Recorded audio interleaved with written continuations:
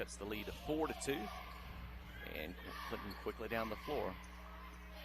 They don't tarry too long in the backcourt. They get down, get to the offensive set, get the ball moving. Quick passes and never hold the ball. No wasted dribbles. And the shot up, it won't go. Rebound Laster inside. Put back attempt is up and in. 6-2. Kylie's first points of the night. A 4-point lead for the Yellow Jackets. Kylie with a big tournament last week. In fact, she was the State Farm Player of the Game in game number 1 up there against Cotter. Going to drive the lane, gets free, puts it off the glass, and good.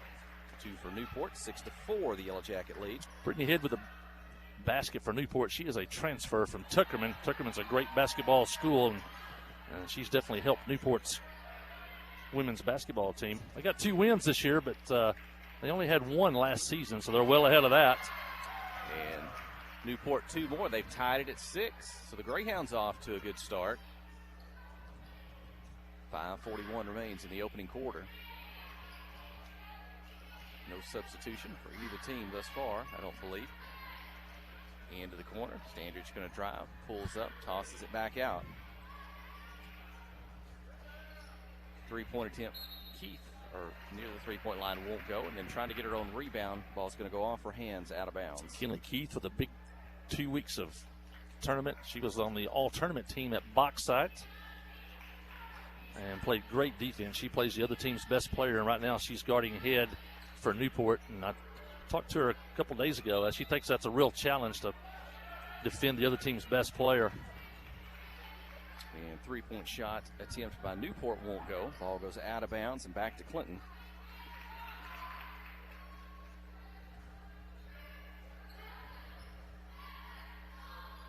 And we'll talk about the standings maybe at halftime. With 3 teams right now locked at the top without a loss.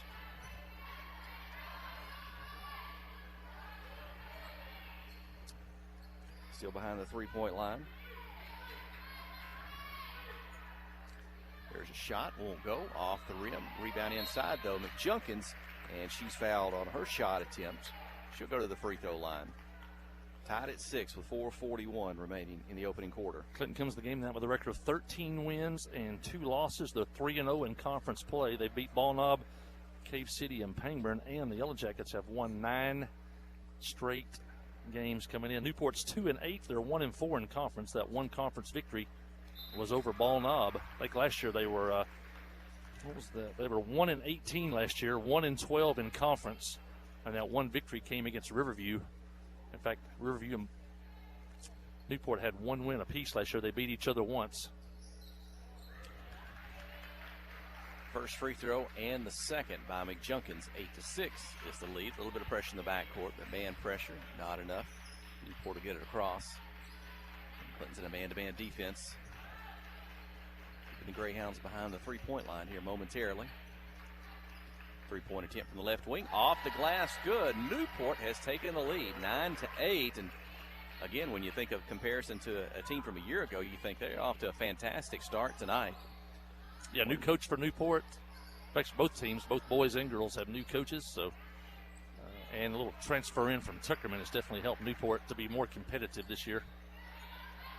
A 1-point game. Clinton's working around behind the 3-point line. Ball gets out of bounds. For the last few years, if you know anything about that part of the state, it's usually players leaving Newport and going to Tuckerman. This may be the first one I've seen coming back from Tuckerman to Newport.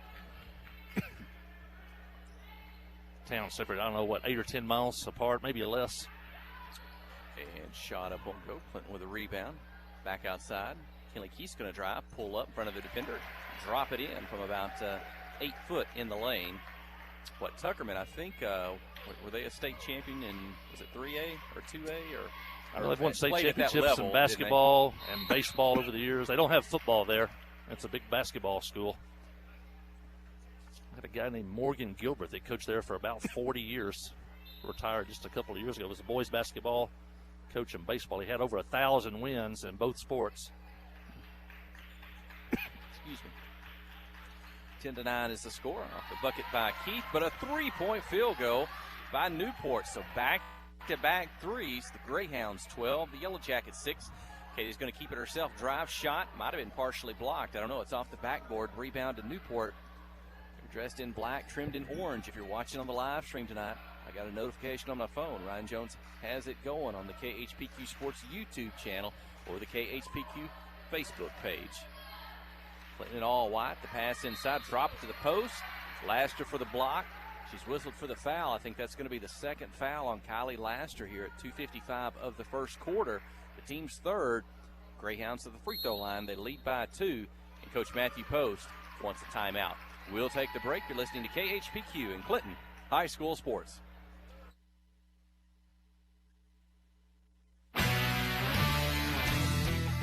The all-new Cowboy Chrysler Dodge Jeep Ram in Clinton is gearing up for football season. Yep, we've got a huge lineup of Rams that are sure to fit all of your tailgating needs. So put on that lucky jersey and score huge savings during the summer clearance event. Can't wait to see you at the all-new Cowboy Chrysler Dodge Jeep Ram in Clinton and at cowboycdjr.com.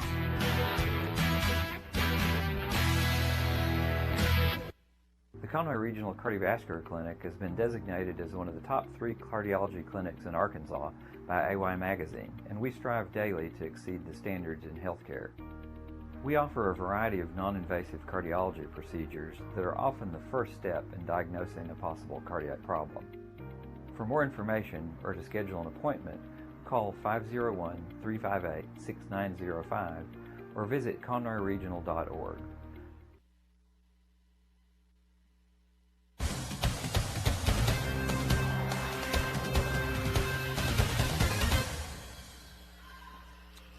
Free throw up and in by Newport, 13-10. The second as well, 14-10. 2:55 in the first quarter. You know, Newport shot really well. A lot of times when teams come in here, they don't shoot well in this arena-type setting, but give Newport credit. They come in, shot the ball well from the beginning. Probably better than their average, if I'm just guessing. Tommy Reed listening in tonight. Yes, maybe down in Greenbrier. Coach, we can see you. Daughter and grandkids across the way over there. Hope y'all had a good Christmas. Well, the team's trade turnovers on the offensive end. Now the Newport's going to give it back. But trails by 4, and they've got the basketball. Erica Sykes in now with Kylie Laster with 2 fouls. Also Alexis Booher into the ball game. Katie McJunkins get a breather. Reese McDonald for 3. It's up and in. 14-10. I believe that's the first 3-point field goal of the night. But for McDonald, that's going to be what, her 7th point, I believe. Yeah, Reese has got 6 of her 13. Oh, check that. You're right. That is 7. A couple of free throws, a basket, and a 3. Shot, a miss, a rebound. Keith down the floor. Kinley's at the top of the key. She'll give it up to Alexis Booher. High post to Keith. Turn, quick shot. Won't go off the backboard. Rebound to Newport. Down the right side in front of the bench. And reach in. McDonald's going to take it away from her. Reese going to take it straight to the basket. Left-handed. Up and in. 15-14. Clinton back in front. 9 points for McDonald's. 1:35 to go in the opening quarter. Yeah, Reese will pick your pocket if you get careless with the ball. And she did that there and converted it into a layup. The 3-point shot by Newport. Off the rim, won't go. Keith with the rebound. Outlet to Standridge. Lacey across midcourt. She's down the right side. Out to Booher. Keith is the trailer. She'll take it. She'll drive. And her pass picked off. She tried to get it to Sykes. Reese is going to knock it away into the backcourt. She'll recover the basketball. Dribble away from a couple of defenders. Down the floor. Take on a third. And now they'll set up behind the 3-point line. Quickly inside to Sykes. Back to Lacey. Shot up and in by Sydney Standridge. I'm referring to Mom there. Sydney gets her first 2 of the night. It's Clinton 17, Newport 14. 5 different Yellow Jackets have scored, and you think the Yellow Jackets kind of off to a slow start tonight. And they've already now jumped into the lead at 17-14. 37 seconds remaining in the quarter. Reese picks up a foul in the backcourt trying to steal the ball.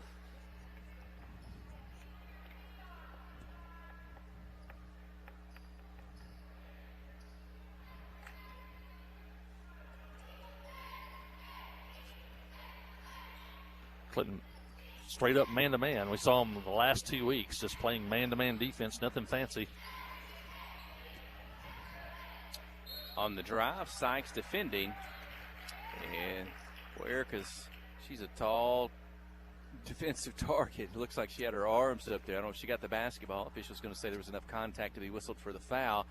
You got quite a height advantage on the Greyhound driving on her, but it'll be 2 free throws for Newport. 17-14. The first makes it 17-15, putting in front. It was a good sign last week. Yellow Jackets beat a very good Mountain View team. Everybody knows how good Mountain View's program is. And they beat Norfolk in the championship game at Harrison. And both games, they just played straight up man-to-man. There was no type of trick defense or something to stop an individual player. They just played straight man-to-man and won both of those ball games. So that gives you you always like that as a coach. I can play my base defense and still win. Both free throws converted by Newport. 17-16. Clinton with a missed shot. Newport's going the other way down the floor, and they're going to travel with the basketball. 4.3 to go. Clinton the final possession. First quarter coming to an end. The inbound to McDonald. She'll get across midcourt. Put the shot up. A deep three. It's up just short off the front of the rim. 17-16 after one. You're listening to KHPQ in Clinton High School Sports.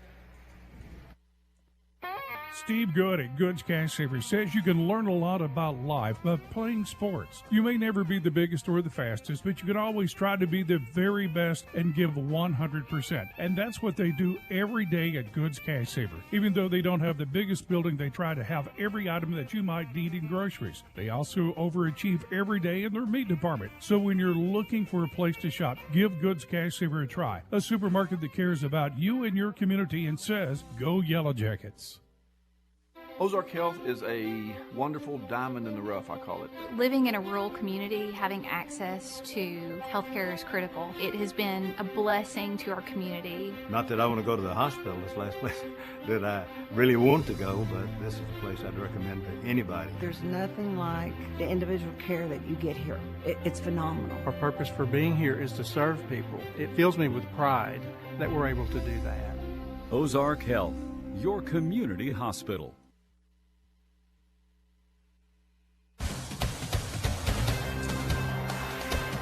My colleague Jeff Hall back at Yellow Jacket Arena. Jackets lead 17-16 at the end of the first quarter. Probably a little more competitive game than a lot of people thought. Newport's came out and shot the ball pretty well.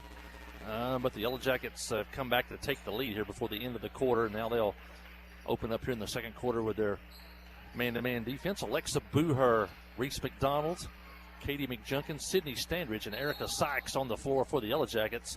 And a turnover against Newport. It's going to be an offensive foul.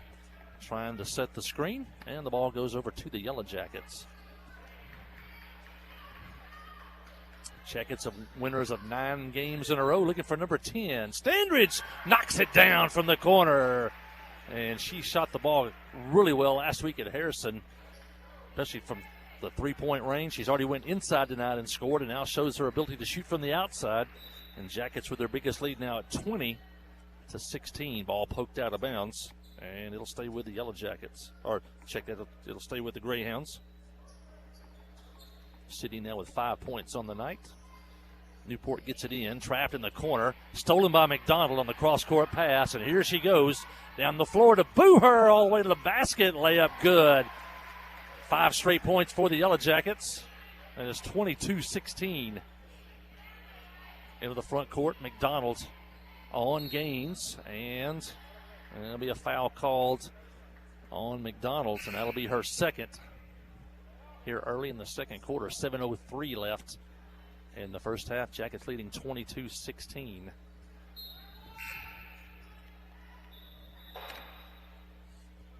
And they're going to inbounds the ball. Well, check that's going to be a 1-and-1. That's a 17th foul against the Yellow Jackets. Only 4 against Newport so far.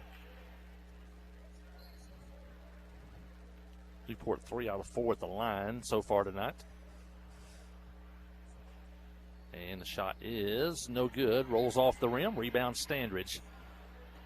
McDonald quickly in the floor. McJunkins looks inside. Pass a little too high for Erica Sykes. And picked up by head of Newport. And she gets the ball into the front court. Now Out front to Robinson. Pass on the wing in front of the Clinton bench. Tries to drop it inside the head. Turns, shoots over McJunkins. Shot partially blocked. Out of bounds. Sykes tried to save it. And it'll stay with Newport under their own basket. Kinley Keith checks back in. McJunkins checks out. Kinley Keith gets a little bit of a breather, and then she'll go right back to guarding Newport's best player. Pass rolls into the backcourt. Newport will run it down. No backcourt in an inbounds play, in case you were wondering. And a foul on McDonald's. That's a pretty light call there from our angle. It's going to be her third foul, and that really changes things for the Yellow Jackets. That she is, of course, a key component of the offense, but she is so disruptive defensively. And now she'll have to sit with 3 fouls with 6:28 left here in the first half.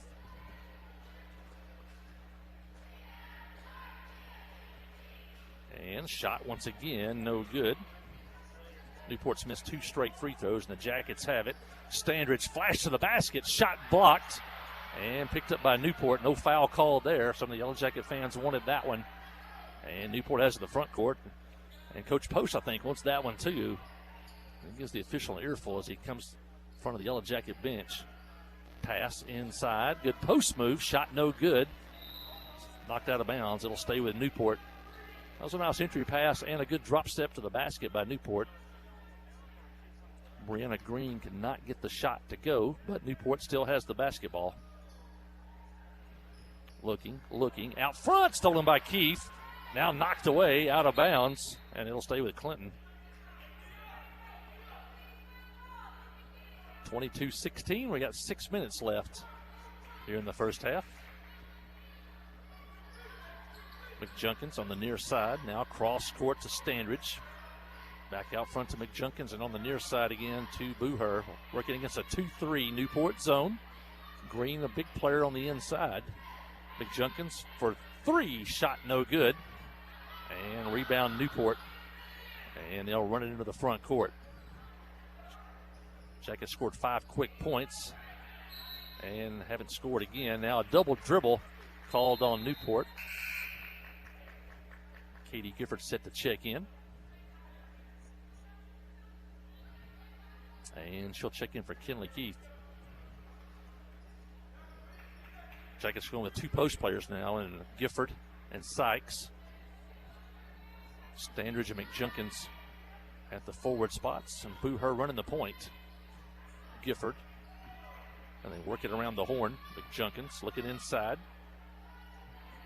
Cross court to Booher in front of the Newport bench.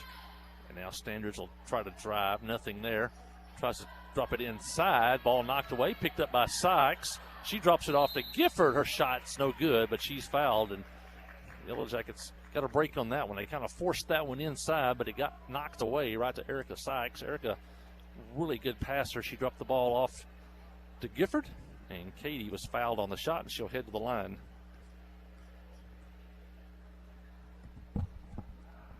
And Katie's first shot is no good. As Kinley Keith is set to check in for Gifford.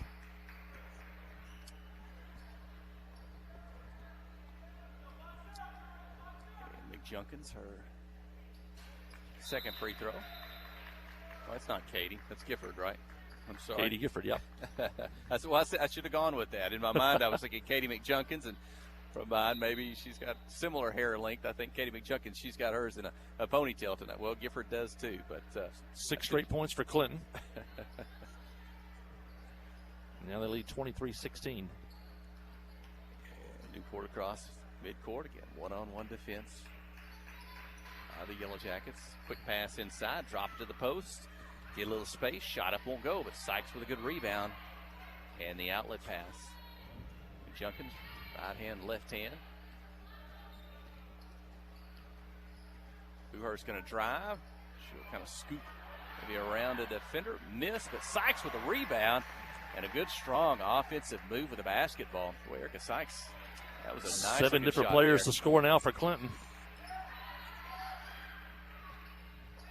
Shot up won't go. McJunkins with the rebound. She's going to get down the floor. She's ahead of one Greyhound. One more to her left. Shot won't go. Rolls off the rim Rebound Newport. 4:05 in the second quarter. 25-16 the lead. Biggest of the ball game for the Lady Yellow Jackets. Both teams led in the first quarter. Traded the lead. Newport from the high post. Spin into the lane. Just in front of the basket. Won't go. Can't get her own rebound. Erica Sykes comes up with it. Outlet to Standridge. Defense back. She'll dish it back outside.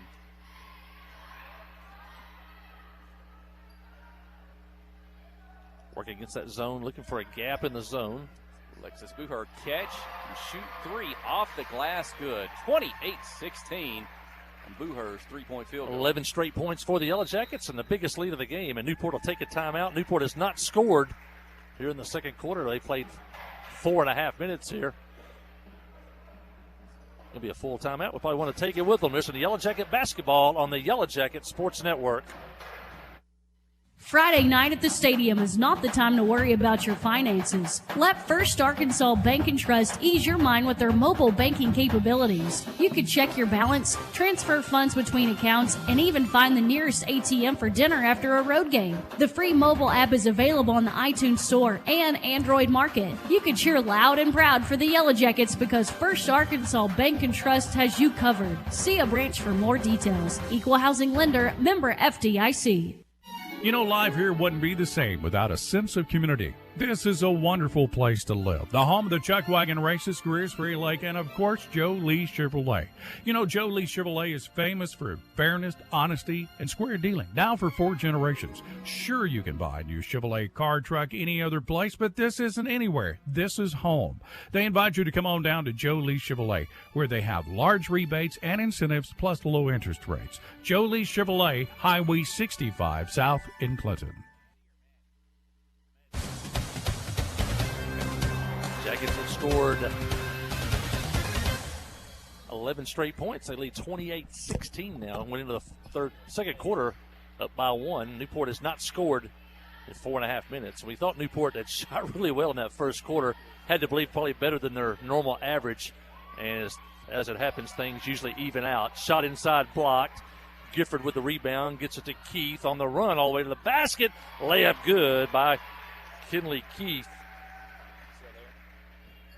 Kinley always a great defensive lineman, the best lockdown defender on the team, but her offense is getting better and better. Had a 16-point game down at Boxside in that tournament. Steal by Bucher. Her and Gifford on a 2-on-1. Back to Bucher, layup good. 15 straight points for the Yellow Jackets. And they have blown this one open here in the second quarter. 32-16 now. The Yellow Jackets have doubled the score. Head, shot, no good. Rebound, long rebound, run down by Newport. Now jump ball, and the arrow favors the Yellow Jackets.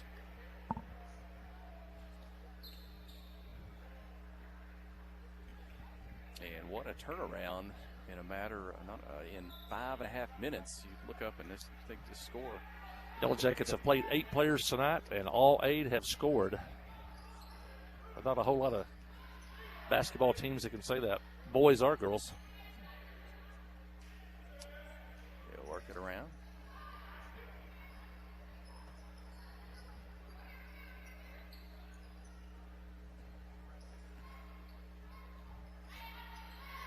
Working against that zone, trying to get a gap. McJunkins throws it up with the right hand going down the left baseline. That's a bank shot coming down the baseline. You don't see that very often. You don't see. Sometimes you might see players shoot a shot like that, but you don't think they have the ball control. Katie looked like she knew what she was doing on that. Exactly what she had to do. Down the floor, McJunkins to Bucher. She's ahead of the defense and off the glass. Good. Clinton 36-16. Yellow Jackets practice that every day in practice. You saw their rebound on the inside, and the outlet pass was immediate. There was somebody there waiting on it, and then Bucher was on a run out. You couldn't run it any better, and that's just from repetition in practice. Ball blocked out of bounds, and last touch by the Greyhounds. Clinton has with 1 minute and 8 seconds remaining here in the second quarter. 19 straight points now for Clinton.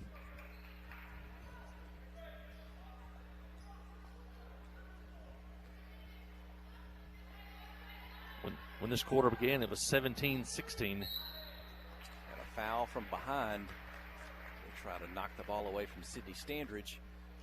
Let's see if they're going to be the 6th team foul on Newport here in the first half. So a non-shooting foul. Clinton inbound from the baseline. Again, Newport in black, trimmed in orange. Clinton in an all-white, trimmed in gold. If you're watching on the KHPQ Sports YouTube channel or the KHPQ Facebook page, courtesy of Ryan Jones, our video engineer. 50 seconds in the quarter. Three-point attempt by Newport won't go. Long rebound into the corner, out of bounds. It belongs to the Yellow Jackets. Kid with only 4 points on the night. That's their leading scorer. Yellow Jackets have done a good job on her. And we'll see another big scorer come Friday night. The Yellow Jackets will travel to Mountain View and face Josie Story. It looks like Clinton will get it across midcourt and be content at the midcourt circle to dribble out the final seconds of this one. Wind it down for a final shot. 22 seconds now. A little pressure by Newport. Jackets have a chance to throw a shutout here in the second quarter. Newport hasn't scored. After such a good first quarter by the Greyhounds, Clinton has outran them here in the second quarter. Here we go. Final 5 seconds. Dribble down the right side of the baseline. Kinley pulls up for the shot. Won't go. Standridge can't get the shot off as she's defended in the lane. And the first half has come to an end. It's the Clinton Lady Yellow Jackets 36, the Newport Greyhounds 16. You're listening to KHPQ and Clinton High School Sports.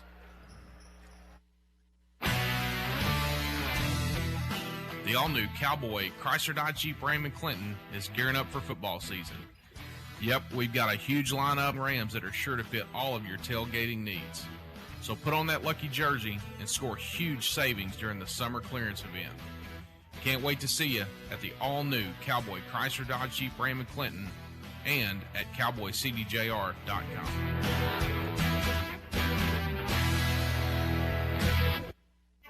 Towing and recovery is the last thing you think about until you really need it. Then you really want the best. There's only one name to call: Justin's Collision Repair, Towing and Recovery. They have the largest and latest model recovery fleet in North Central Arkansas. From small towing to heavy-duty towing, Justin's Collision Repair, Towing and Recovery on Highway 65 in Clinton is the one to call. 745-2992. That's Justin's Collision Repair, Towing and Recovery, 745-2992. Friday night at the stadium is not the time to worry about your finances. Let First Arkansas Bank and Trust ease your mind with their mobile banking capabilities. You can check your balance, transfer funds between accounts, and even find the nearest ATM for dinner after a road game. The free mobile app is available on the iTunes Store and Android Market. You can cheer loud and proud for the Yellow Jackets because First Arkansas Bank and Trust has you covered. See a branch for more details. Equal housing lender, member FDIC. Wherever the river flows and however the game goes.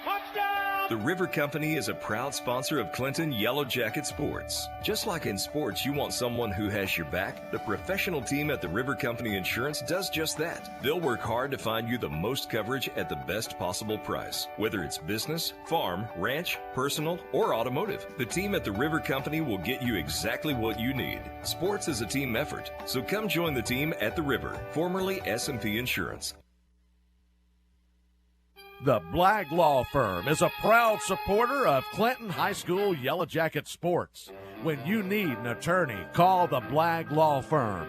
Whether it's an injury accident, criminal defense, DWI, family dispute, or Social Security disability, Ralph Blagg believes in equal justice for all. Located on Court Street in downtown Clinton and on the internet at blagglaw.com. The Blagg Law Firm, a proud supporter of Clinton High School sports.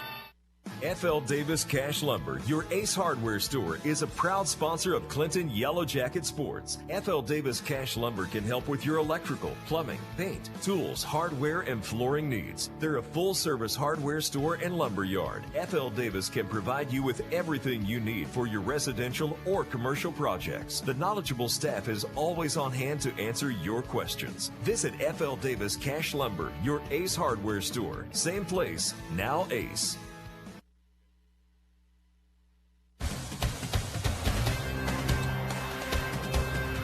Yellow Jackets with a big second quarter. They lead 36-16. It was 17-16 after one quarter of play, but the Yellow Jackets scored 19 straight points to blow this one open. They lead 36-16.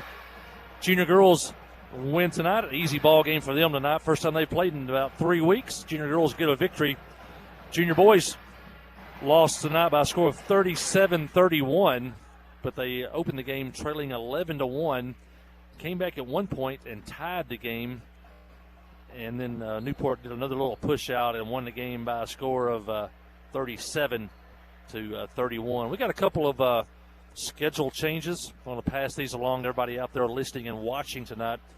The Riverview game that was canceled on the final week before school got out, that game will be made up on January the 27th. And there'll be 4 games here at the arena. That'll be a conference game, but Riverview will be at Clinton in a makeup game on January the 27th. Now, there were 7th grade games scheduled that night, and those games will be moved to Quitman and be played as a part of a jamboree. So multiple games for the 7th grade, but those games will be at Quitman. Now, the Harding Academy game, which was canceled because of the state championship football game, that game will be played January the 31st.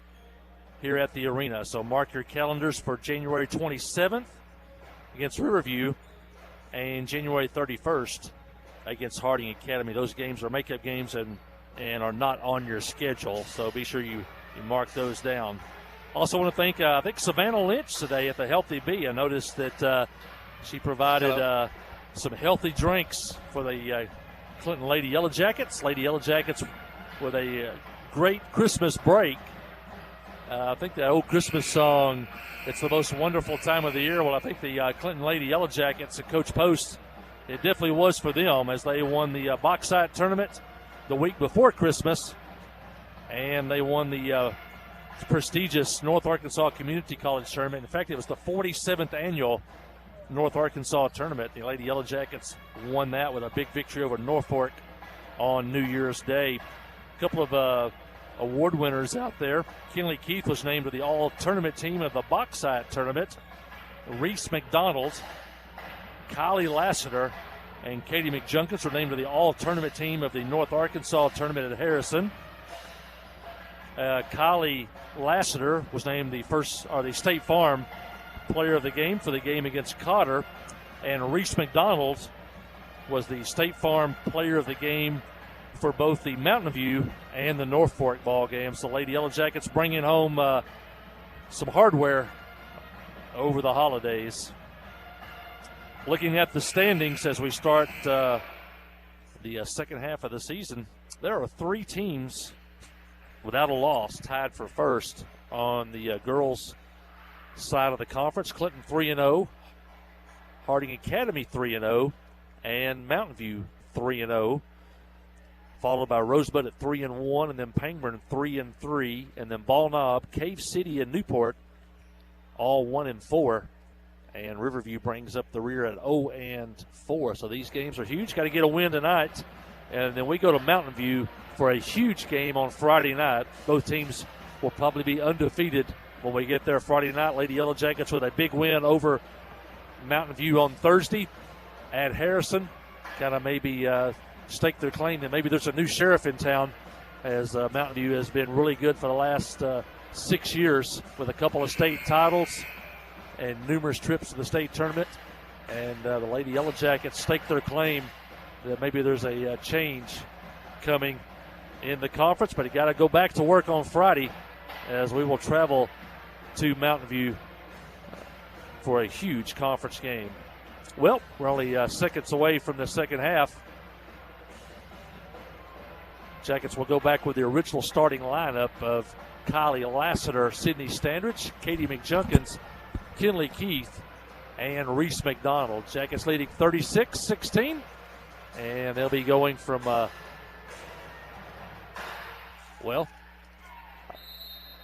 Newport actually lined up on the wrong end of the floor. Now they get back to this end of the floor. They'll be going from right to left on your radio dial. And we are set for second half action. And Clinton's going to work it around behind the three-point line. Junkins at the top to McDonald. Dump it in low to Kylie Laster. Turn, shot off the glass, good. Kylie makes it look easy. Picked up a couple of fouls early in the ball game. Back out here, get underway in the second half, and a 22-point lead. Yeah, Kylie played. She gets a little foul trouble sometimes. That's tonight. She's got 4 points, but I think in that championship game, she played the entire game with 1 foul. And she's a definite force when she's on the floor.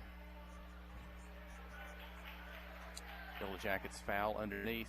Did that go against Kylie or Sydney Standridge? I think that's going to go against Sydney Standridge, her first of the ball game. First foul of the second half.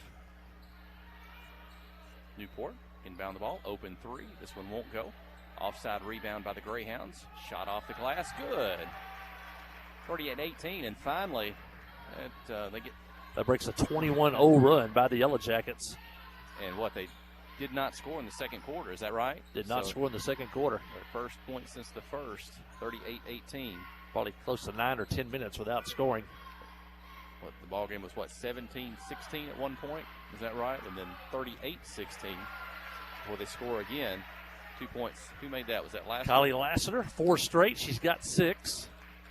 And if you're watching on TV, you saw how strong she is. She took a bump there. She had to shoot it off balance and still made it. Steal by Reese McDonald in the passing lane. She's going to take it down the floor. She's pushed from behind. And it may have been before she got the shot off. Let's see. And Clint will inbound from the baseline.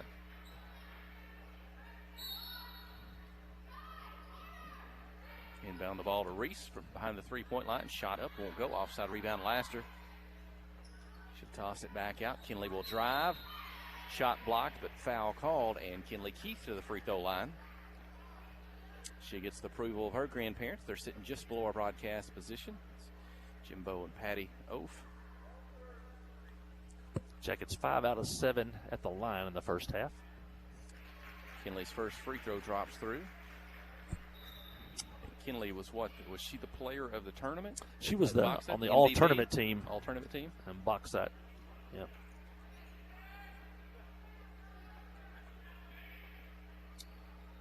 And she makes the second free throw as well. 42-18.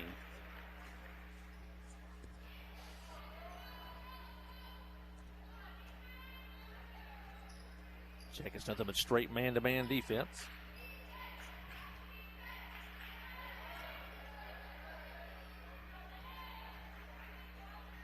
And the steal going the other way. McJunkins with it. Bounce pass ahead to McDonald. Defense there. She'll turn, spin.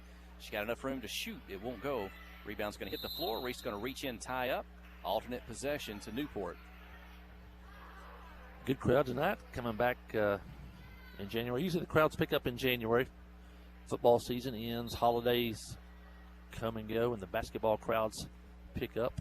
I think everybody wanted to get to see these senior girls after listening to what they did the last couple of weeks. Shot blocked by Laster inside. Outlet up the floor to Kinley Keith. She's ahead of the pack. She'll put it off the glass. Good. Keith gets 2 from the free throw line. She gets 2. Great outlet pass. She threw the baseball pass. Kylie Strong threw the baseball pass. Led Kinley. Easy layup at the other end. I think those two have combined for Clinton's last 8 points. It was Laster for 4 straight. Now Keith for 4 straight. Newport's going to throw it out of bounds. Yellow Jackets back with the basketball. McJunkins, McDonald, Keith Laster, and Standridge. Up high to Kylie Laster. She catches, turns, and scores. 46-18. Kylie was 6 here in the second half. She's got 8.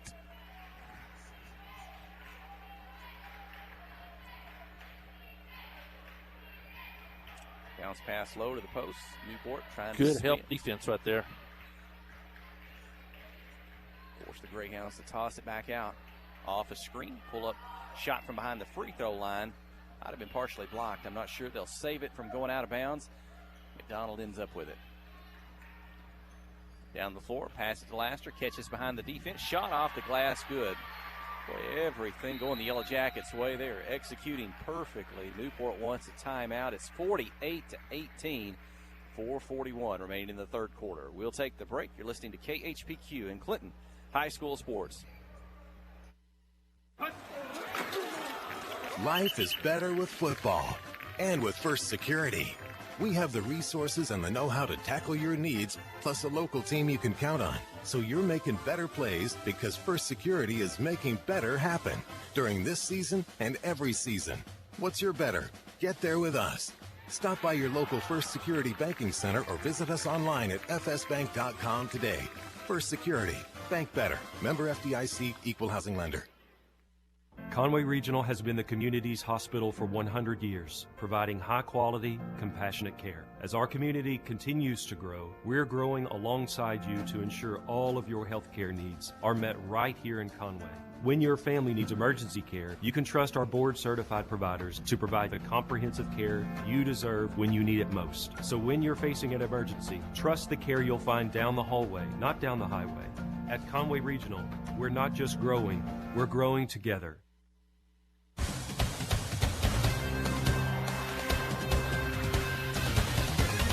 Jackets continue to push out the lead here in the second quarter, leading 48-18.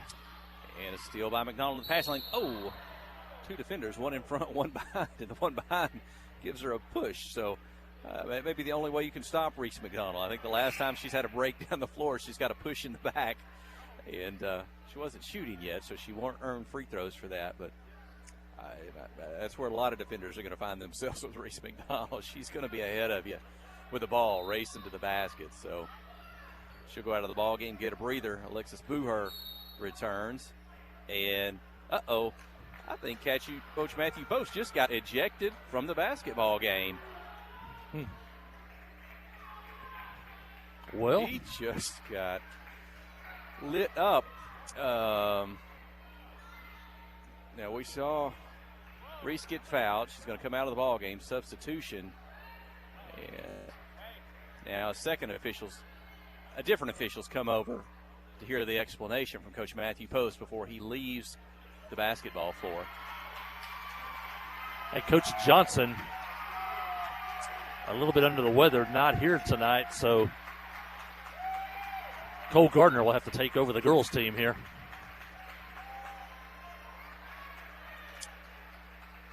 Well, 48-18 is the score, 4:24 in the third. And Coach Post had a little disagreement with a play in the first half and did not like that call, trying to protect his players. I don't know if he wanted, like I said, it could have been an intentional foul. We had a good look at that. I mean, that push from behind. I don't know that the Greyhound intended to hurt her or do something more aggressive than he had to, but I'm not sure if that was the argument. We'll have to find out. We may not be able to find out tonight. I don't know when Coach Post will return. Maybe he will emerge after this game's over, and we'll see him for the boys' game later on. I'm not sure. But not sure he was expecting to have to do this tonight, but he's there. Well, Jackets with a big lead. I think we're okay there. One of the free throws made with the technical free throws. Now there's a timeout. Teams are back to the bench.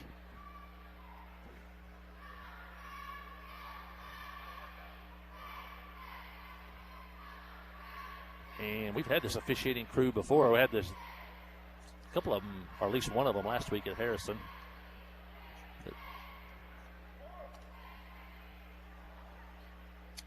Athletic Director Chris Dufran is here tonight. If something unfortunately were to happen to Cole Gardner, maybe Coach Dufran could be the next coach up, as he's visiting down just above the floor here on the visiting side. A few Newport folks have made their way over. That's a pretty good trip from Newport. I think in all the years we've been traveling, I think I like to say it's about an hour and 40 minutes to Newport if you head on over to Rosebud and Searcy and then up 67-167. So that's a pretty good trip on a cold winter night to make your way from Newport. Hopefully some of those folks, maybe they could tune in tonight on our broadcast if they get a chance. But on this 4-game night between these two squads, a conference matchup. Newport known as a football town primarily, but we'll talk about it later. But their boys team are the defending conference champions. They had won one, I think, in over 20 years when they won last year.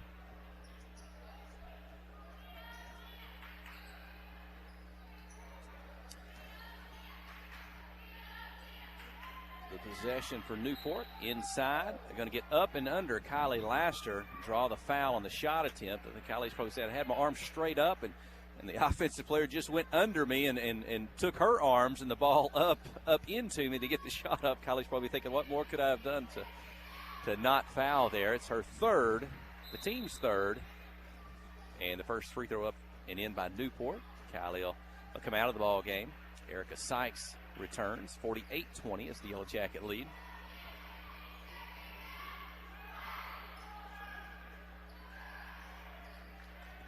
A miss and a rebound by Sydney Standridge.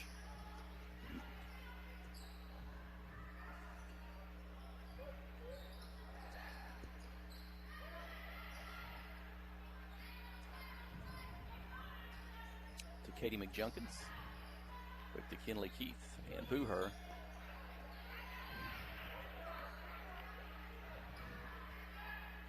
Sydney Standridge going from baseline from side to side. She's double teamed. They'll toss it back out high.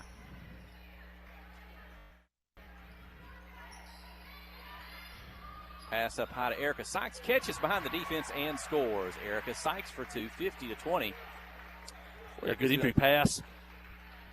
I tried to front Erica that time, and a nice pass over the defender. There's no backside help. Erica caught it and laid it in. Three-point attempt won't go by Newport. Rebound inside, tied up, alternate possession to Clinton. Yeah, Sykes looks really good offensively. You know, she's got the height and has had during her basketball career. And that helps out defensively. That helps out with a rebound. But she's really looking strong offensively with the basketball, putting points on the board. And that's going to make her a difference maker. And you can see that at least a couple of times tonight. Foul inside. And that's going to send McJunkins to the free throw line. 3:08 to go in the third, 50-20. Yellow Jacket lead. Katie gets the first. Again, I think this was a 17-16 ball game at the end of the first quarter. Held Newport to only 4 points since that time. McJunkins gets the second free throw, 52-20. And it was a very competitive first quarter by both squads. It was not a game you thought would get to a 30-point deficit this quick, or basically within a quarter, that being the second. Ball gets loose. McJunkins has it. Now offensively.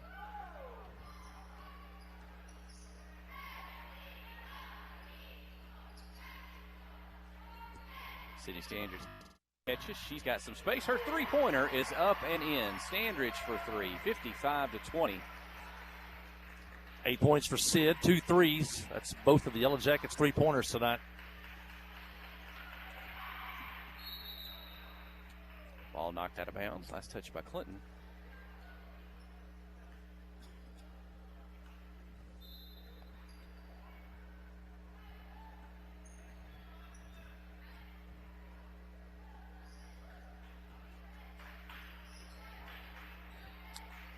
.210, clock running in the third. They'll pass it inside, out of bounds. Last touch by Standridge. Jackets have outscored them 38-4 since the end of the first quarter.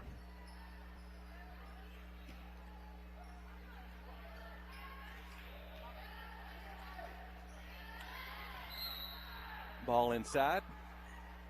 Maybe gets knocked loose, jostled around a bit. Going to be a foul on the Yellow Jackets. Newport for free throws.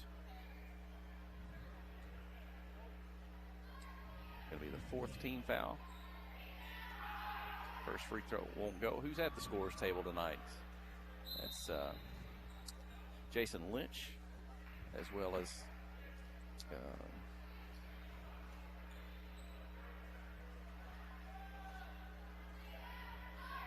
second free throw. Brandon Winder. And who else? Who's running the score? Who's running the Miranda Widener on the scorebook, but I'm not sure who's on the score. On the clock. The clock tonight. Yeah. Shot up by Keith, won't go. Out of bounds. Last touch by Newport.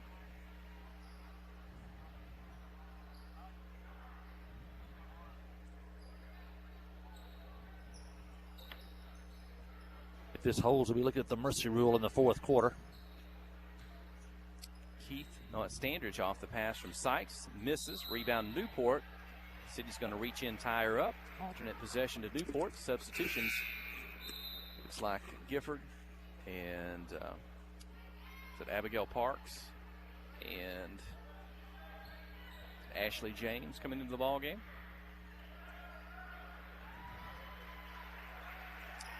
And we're going to have to get to the bottom of Katie Gifford. I need to find mom or dad around. I think the official roster has her as Cadence Gifford. I think we refer to her as Katie Gifford. I think she also is referred to as Addie Gifford. I gotta make sure we'll get that right and see. But she returns to the ball game after some playing time in the first half. With 1:26 to go in the third. Newport with the basketball. In front of the Clinton cheer squad, led by Jamie Williams. The band is here tonight. Boy, when the band gets going, it's a loud atmosphere here at Yellow Jacket Arena. And ball gets knocked loose. Abigail Parks comes up with it. Her pass up ahead to Booher. Into the lane, the trailer. Sykes, she puts it up and in. Erica Sykes continues. Couldn't run it any better. Parks to Booher to Sykes, running down the middle of the lane for a layup. That is a perfect textbook fast break.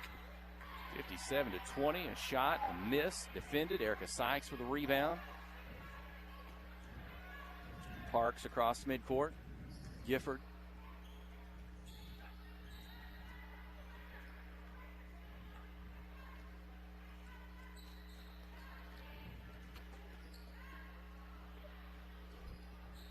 Inside to Parks, back out high to Sykes at the free throw line. Jumper good. Two more for Erica Sykes, 59-20. 8 points now for Erica. Always does a great job defensively rebounding. Tonight on the offensive side with 8 points. 15 seconds, clock running in the third. Three-point shot up, won't go, off the front of the rim. James with it, outlet to Booher. Well, the girls don't miss a beat, whoever's in the ball game. Booher on the drive, shot won't go at the buzzer. And the third quarter has come to an end. It's Clinton 59. The Newport Lady Greyhounds 20 will be under the sportsmanship rule. The clock will not stop. But for an official timeout when we return for the fourth quarter. You're listening to KHPQ in Clinton High School Sports. Towing and recovery is the last thing you think about until you really need it. Then you really want the best. There's only one name to call, Justin's Collision Repair Towing and Recovery. They have the largest and latest model recovery fleet in north central Arkansas. From small towing to heavy-duty towing, Justin's Collision Repair Towing and Recovery on Highway 65 in Clinton is the one to call, 745-2992. That's Justin's Collision Repair Towing and Recovery, 745-2992. The Blagg Law Firm is a proud supporter of Clinton High School Yellow Jacket sports. When you need an attorney, call the Blagg Law Firm. Whether it's an injury accident, criminal defense, DWI, family dispute, or Social Security disability, Ralph Blagg believes in equal justice for all. Located on Court Street in downtown Clinton and on the internet at blagglaw.com. The Blagg Law Firm, a proud supporter of Clinton High School sports. Open the fourth quarter. Booher fouled from behind on her break to the basket. Got a body push from behind as well. We talked about Reese McDonald getting a little push in the back the last couple of times. And that'll get Booher to the free throw line. And the clock continues to roll. Lex will miss the first. She'll have a second.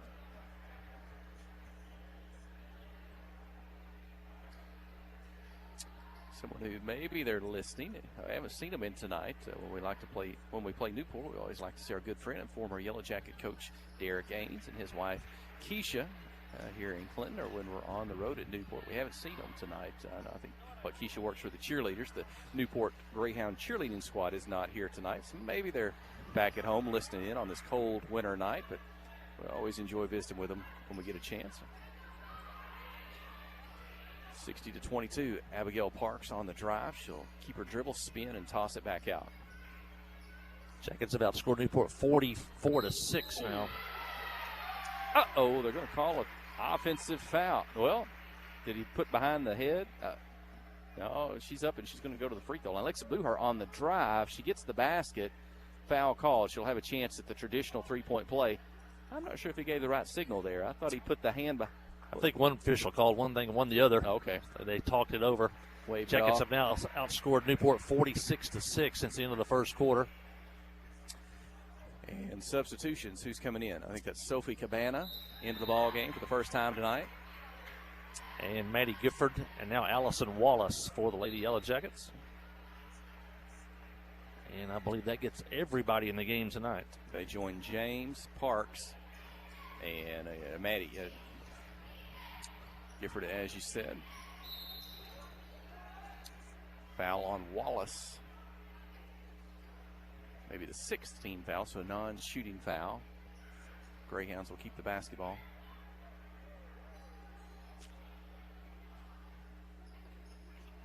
Off the inbound, three-point attempt won't go. Rebound by James. She kicks it out to Parks.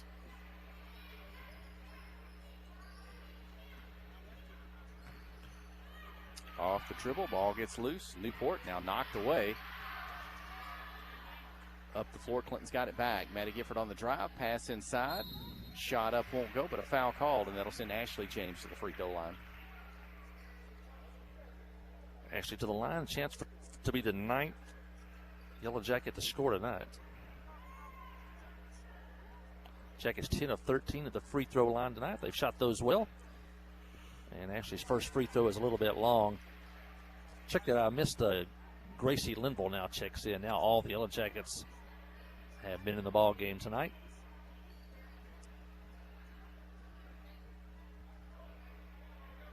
Gracie, a sophomore guard for the Yellow Jackets, also an outstanding softball player. And Ashley hits the second. 9 Yellow Jackets have now scored. 64-22. 4 minutes, 20 seconds remaining with a running clock. Shot inside, won't go. Rebound knocked away, ends up with it. Cabana, her pass out to Linville. Linville's going to split two, get to the basket, off the glass, good. Gracie Linville make it 10 Yellow Jackets on the board now. 66-22.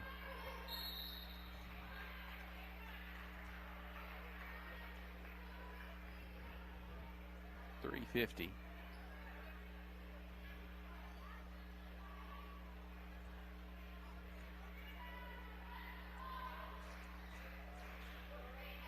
Newport at the line now, 5 out of 10.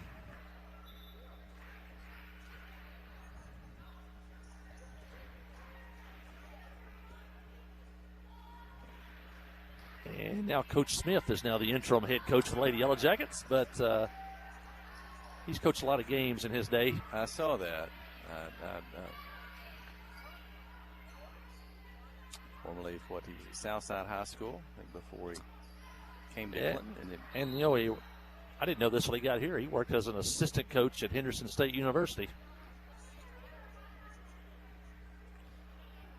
Alma mater of Tim Barnes. I think is this his birthday today? Let's check that. Somebody popped up on Facebook today.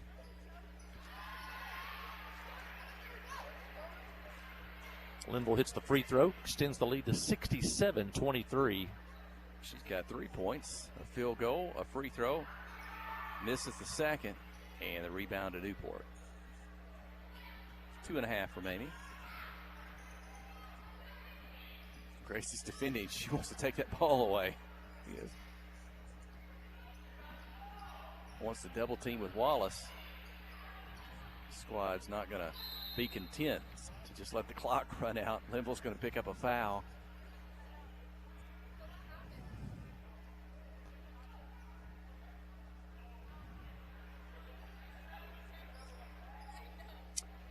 Be a little ahead of schedule tonight, as quick as this one's gone. It may. And the 2 junior high games went off on time.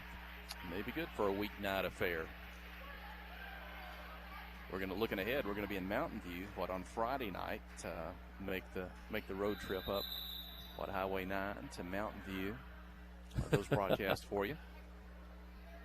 was a 1-1 free throw. The official gave her one as if she had made it and gave the ball to Clinton. As if it was a made basket and one free throw, but she actually was due a second shot. 67-24, 67-25, a minute 15 with a running clock. Linville down the floor, pass across the lane. Parks with a shot off. No, it's Cabana. 69-25. Is that going to get Sophie? Is that going to be number 12 or 11? 11 scores tonight for the Yellow Jackets. Foul called on Newport. And it'll be a shooting foul. Wallace can get to the line. She's yet to score. Is that right? That's right. She can get a free throw for 45 seconds. They've got time. If they hustle with this running clock, she's going to get it.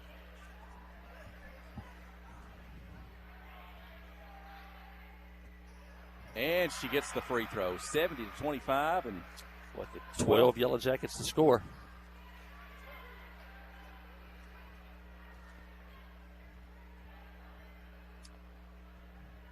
Misses the second. Rebound to Parks. Back to Wallace. Three-point shot is up. Off the back of the rim. Tipped out of bounds by Williams. Newport basketball. We'll see.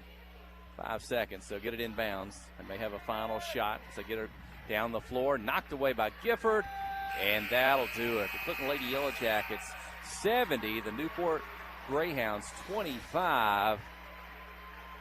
That 17-16 ball game, Clinton outscores the Greyhounds. Does that make it 53-9 over the final 3 quarters? Yellow Jackets outscored Newport since the end of the first quarter 53-9. It was 17-16 at the end of the first quarter. Outscored them 53-9 the rest of the way. And 12 Lady Yellow Jackets scored tonight. Lady Yellow Jackets are now 14-2 on the season. 4-0 in conference play. And they've won their 10th straight ball game. And they're going to huddle up, both teams at midcourt, for a post-game prayer. We'll step away here for moments. When we return, we'll give you some final numbers, and we'll name the first Arkansas Bank and Trust player of the game. You're listening to KHPQ in Clinton High School Sports. Friday night at the stadium is not the time to worry about your finances. Let First Arkansas Bank and Trust ease your mind with their mobile banking capabilities. You can check your balance, transfer funds between accounts, and even find the nearest ATM for dinner after a road game. The free mobile app is available on the iTunes Store and Android Market. You can cheer loud and proud for the Yellow Jackets because First Arkansas Bank and Trust has you covered. See a branch for more details. Equal housing lender, member FDIC. Steve Good at Goods Cash Savers says you can learn a lot about life by playing sports. You may never be the biggest or the fastest, but you can always try to be the very best and give 100%. And that's what they do every day at Goods Cash Saver. Even though they don't have the biggest building, they try to have every item that you might need in groceries. They also overachieve every day in their meat department. So when you're looking for a place to shop, give Goods Cash Saver a try. A supermarket that cares about you and your community and says, go Yellow Jackets. You know, life here wouldn't be the same without a sense of community. This is a wonderful place to live. The home of the Chuck Wagon Races, Greers Ferry Lake, and of course, Joe Lee Chevrolet. You know, Joe Lee Chevrolet is famous for fairness, honesty, and square dealing. Now for 4 generations. Sure, you can buy a new Chevrolet car, truck, any other place, but this isn't anywhere. This is home. They invite you to come on down to Joe Lee Chevrolet, where they have large rebates and incentives plus low interest rates. Joe Lee Chevrolet, Highway 65 South in Clinton. Wherever the river flows and however the game goes.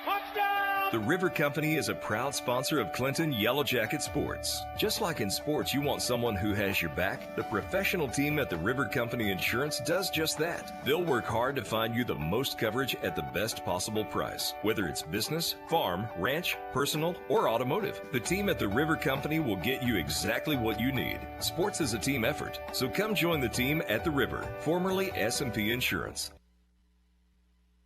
Friday night at the stadium is not the time to worry about your finances. Let First Arkansas Bank and Trust ease your mind with their mobile banking capabilities. You can check your balance, transfer funds between accounts, and even find the nearest ATM for dinner after a road game. The free mobile app is available on the iTunes Store and Android Market. You can cheer loud and proud for the Yellow Jackets because First Arkansas Bank and Trust has you covered. See a branch for more details. Equal housing lender, member FDIC. We have partnered with Carti to bring world-class cancer treatment to Van Buren County. Some chemos are between 1 to 2 hours to 8 hours. So when a patient is sick, diagnosed with a cancer, traveling to Little Rock, that's a pretty long day for sick people. Back in the old days, you had to get on the interstate, go to Conway, or go to Little Rock to get your chemo treatments. My mom, for a year and a half, was able to take them right here in Clinton, Arkansas. Big peace of mind for my mom. Ozark Health, your community hospital. Conway Regional has been the community's hospital for 100 years, providing high-quality, compassionate care. As our community continues to grow, we're growing alongside you to ensure all of your health care needs are met right here in Conway. When your family needs emergency care, you can trust our board-certified providers to provide you with the comprehensive care you deserve when you need it most. When you're facing an emergency, trust the care you'll find down the hallway, not down the highway. At Conway Regional, we're not just growing, we're growing together. F.L. Davis Cash Lumber, your Ace Hardware store, is a proud sponsor of Clinton Yellow Jacket Sports. F.L. Davis Cash Lumber can help with your electrical, plumbing, paint, tools, hardware, and flooring needs. They're a full-service hardware store and lumber yard. F.L. Davis can provide you with everything you need for your residential or commercial projects. The knowledgeable staff is always on hand to answer your questions. Visit F.L. Davis Cash Lumber, your Ace Hardware store. Same place, now Ace.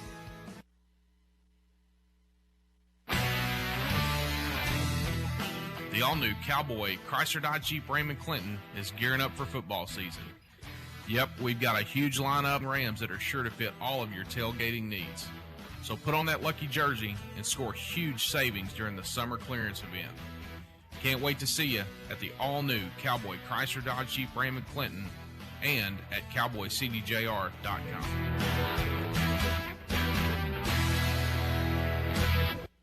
The Blagg Law Firm is a proud supporter of Clinton High School Yellow Jacket sports. When you need an attorney, call the Blagg Law Firm. Whether it's an injury accident, criminal defense, DWI, family dispute, or Social Security disability, Ralph Blagg believes in equal justice for all. Located on Court Street in downtown Clinton and on the internet at blagglaw.com. The Blagg Law Firm, a proud supporter of Clinton High School sports. Towing and recovery is the last thing you think about until you really need it. Then you really want the best. There's only one name to call, Justin's Collision Repair Towing and Recovery. They have the largest and latest model recovery fleet in north central Arkansas. From small towing to heavy-duty towing, Justin's Collision Repair Towing and Recovery on Highway 65 in Clinton is the one to call, 745-2992. That's Justin's Collision Repair Towing and Recovery, 745-2992. Ozark Health is a wonderful diamond in the rough, I call it. Living in a rural community, having access to healthcare is critical. It has been a blessing to our community. Not that I want to go to the hospital, this last place that I really want to go, but this is a place I'd recommend to anybody. There's nothing like the individual care that you get here. It's phenomenal. Our purpose for being here is to serve people. It fills me with pride that we're able to do that. Ozark Health, your community hospital.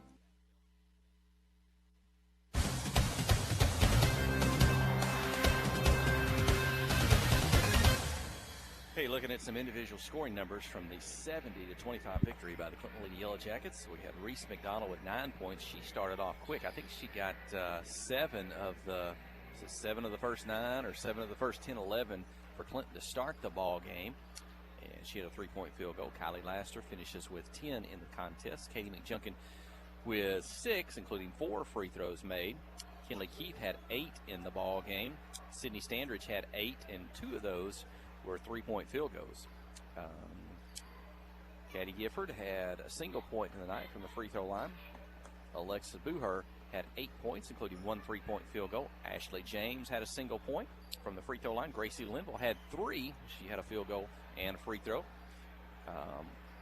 Wallace had a free throw made tonight for a single point, and Sophie Cabana had 2 points tonight. She had a field goal in the ball game.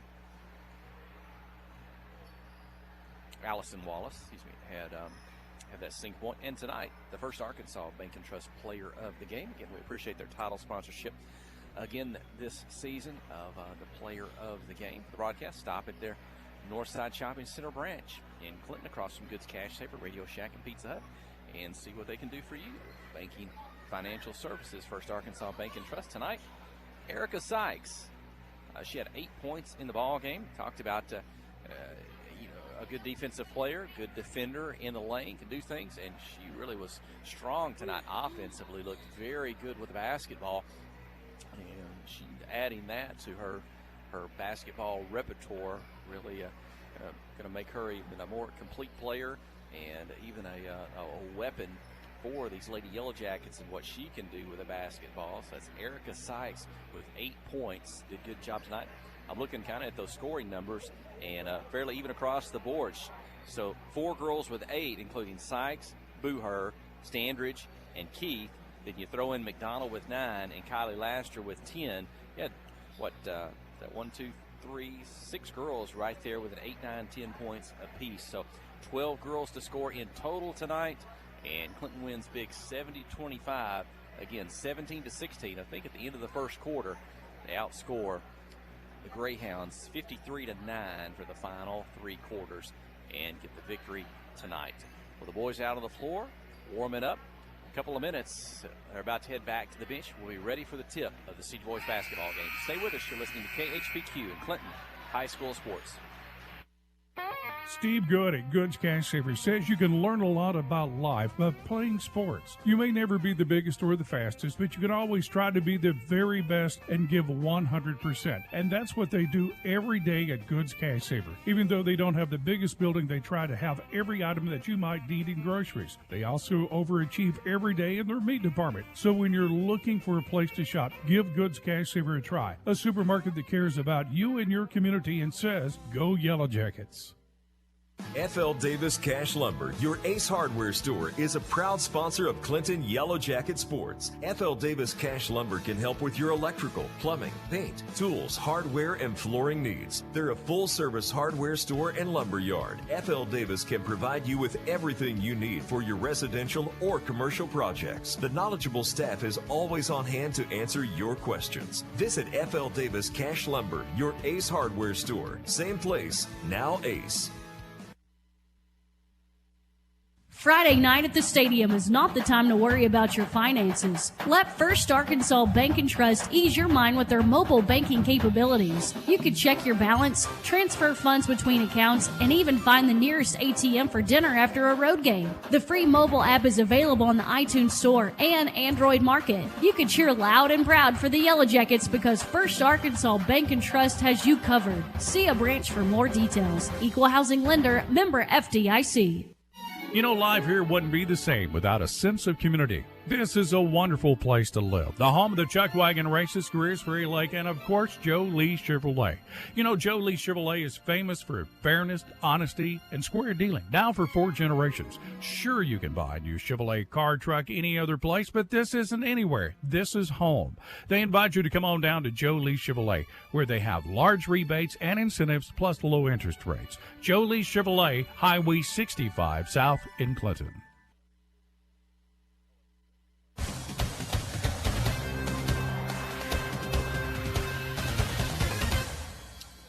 Kelsey Robertson, our studio engineer, she is faster than I am. She can get us in and out of a commercial break at the drop there. And we're back now as Coach Cole Gardner has given some final instructions to his senior boys tonight, and they'll head to midcourt. They'll be led tonight by Zane Widener, and also going to be Titus Johnson, Dylan Jones, Russ Hensley, and Nick Epley for the Clinton Senior Boys tonight, taking on the Newport Greyhounds here in this conference matchup. 4th and final game of the night. I think 2-1 right now. The Yellow Jackets, both girls teams have won. I think the junior girls and senior girls, Clinton junior boys fell to the Greyhounds, but we'll see how the senior boys fare tonight. The tip controlled by the Yellow Jackets. And Dylan Jones, the sophomore, will set the offense for Clinton. He's a very capable ball handler.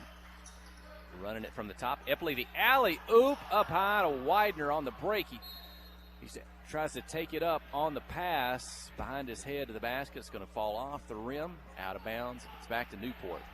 But they had that good set to get the game started. Just couldn't get it to drop through.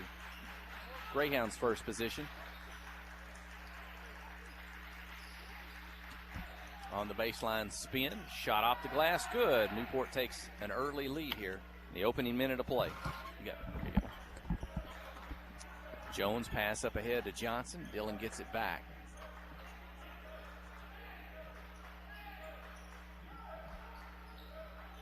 Four players behind the three-point line. Russ Hensley sets up at the free throw line. He's got a smaller defender to his back. Russ, I believe. He takes the pass inside. He's going to spin to his right against the defender. Ball knocked up in the air. Newport comes away with it. They're quickly down the floor. Jones back to defend. And Dillon's going to go to the floor in front of the offensive player. He'll be whistled for the foul.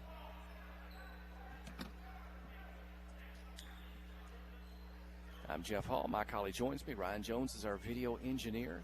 On the KHPQ Sports YouTube channel or the KHPQ Facebook page, you can watch the live stream tonight, courtesy of Cowboy Dodge and First Arkansas Bank and Trust. Our broadcast over the air at 92.1 FM, also worldwide, www.khpq.com, and also on mobile apps, the Hot Country KHPQ app or the TuneIn Radio app. Listen to our broadcast anywhere you may be. Newport ball knocked away by Dylan Jones has it. He's going to get it down the floor. One defender in front of him. He'll dribble away and pass it off. Widener's going to drive the lane. Shot off the glass. Good. Zane ties it at 2. 6.5 here in the first quarter.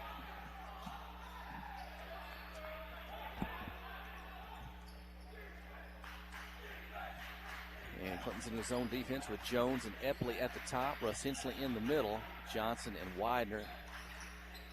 They'll be down low. And travel inside by Newport. The turnover, it goes to the Yellow Jackets. And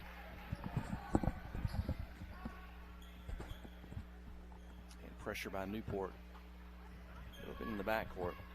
It's like maybe a 1-2 zone press. And Dylan Jones going to beat it. Pass bounces it to Zane Widener. Can't pull that one in. Newport going the other way. They're going to throw it out of bounds. Clinton boys coming in out with a record of 2 wins, 7 losses. They're 1-2 in conference play. The Yellow Jackets have lost 3 straight. Newport 4-6 on the year, 1-4 in conference play, and Newport has lost 4 straight. So something's got to give tonight. Both teams on a losing streak. Somebody's going to get a win tonight.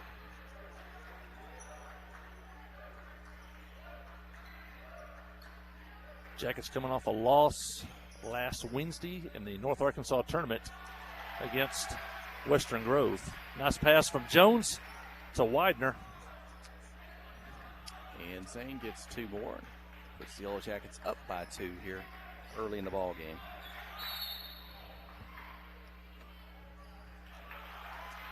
And a foul on Newport. It belongs to the Yellow Jackets.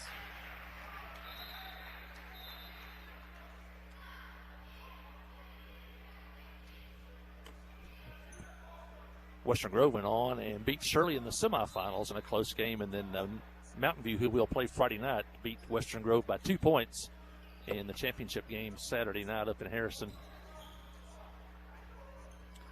Alley-oop, they try again to Widener, but he can't get in to get the pass. It's off the backboard. He'll end up with it in his hands out on the floor. He's going to try to drive, spin. They'll pick it from the side, down the floor. Greyhounds with the dunk. 4-4, 5 minutes in the first quarter. Isaiah Kendall, one of the top wide receiver prospects in the state of Arkansas, with the dunk there. He had good body control to be getting down the floor quickly and kind of take the pass, kind of stop enough or to then to get up and put it down. Into the corner. Newport with it now. They'll have a chance to take the lead. Jones and Epley defending at the top.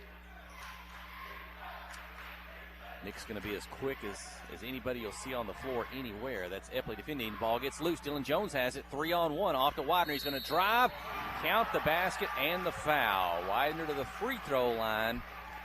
As he puts the Yellow Jackets in front by 2. He'll have a chance to make it 3. That's Widener with all 6 points for the Jackets. They lead 6-4. Goes the line and try to give Clinton the lead back.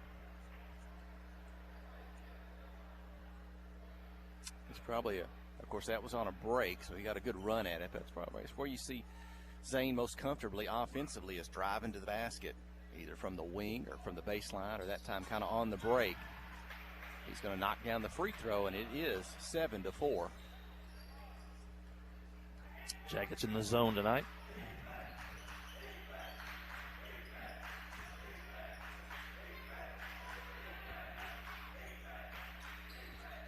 Pass it up high. Shot by Newport inside, spin off the post. Offside rebound by Widener.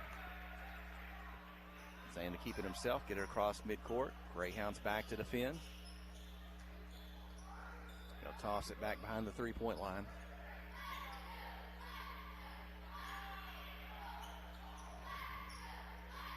Been working the offense. Russ is able to get man-to-man, but he's going to be whistled for a travel on his spin and the turnover.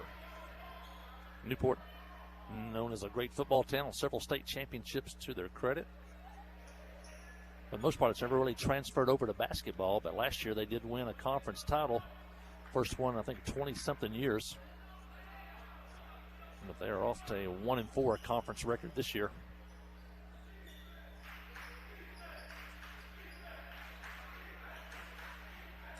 Russ's grandparents, Dan and Donna Hensley, are just down to our left here in the arena, watching the ball game tonight. Shot won't go. Widener takes it out of the air, down the floor to Epley. He's headed defender. Now he'll fake, let the defender go by, and Nick Epley gets 2. It's a 9-4 lead. Good play, smart play by Nick. Go ahead and let the bigger player fly by and make the basket. Widener flies by. He's got a steal. He's going to take it to the basket and dunk the basketball. 11-4. And that'll get the home crowd fired up. Newport wants a timeout. Widener's got, does that give him 9 on the night and an exclamation point with the dunk off the break. And Widener says, you can do it, I can too. And we saw Widener's athleticism that time as he made the steal. He was in the passing lane, made the steal, went the length of the floor, and rammed it home in front of the Yellow Jacket student section down there.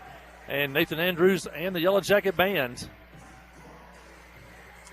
How about that? 3:02 in the opening quarter. It was 4-4. Clinton's on a 7-0 run. Dawson Burgess, Brody Emerton now set to check in for the Yellow Jackets. That'll make the lineup a little bit bigger.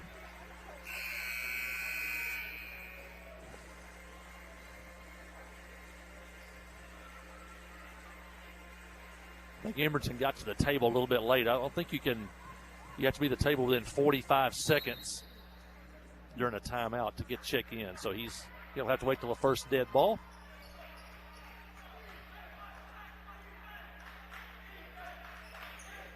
Widener checks out. And a travel by Newport and a turnover. Emerson in for Epley. Jones will run the point. This gives Clinton their tall lineup with Burgess, Hensley, and Emerton in the ball game at the same time. What do you call that? A front line or a back line? I don't know those three guys. They could be at the post or along the baseline. Russ he'll have to pop out behind the three, take the pass there, and move away from the basketball.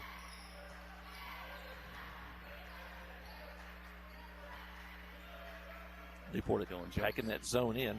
Catch and shoot three deep from the left side. Won't go. Russ battling for the rebound. Won't come up with it.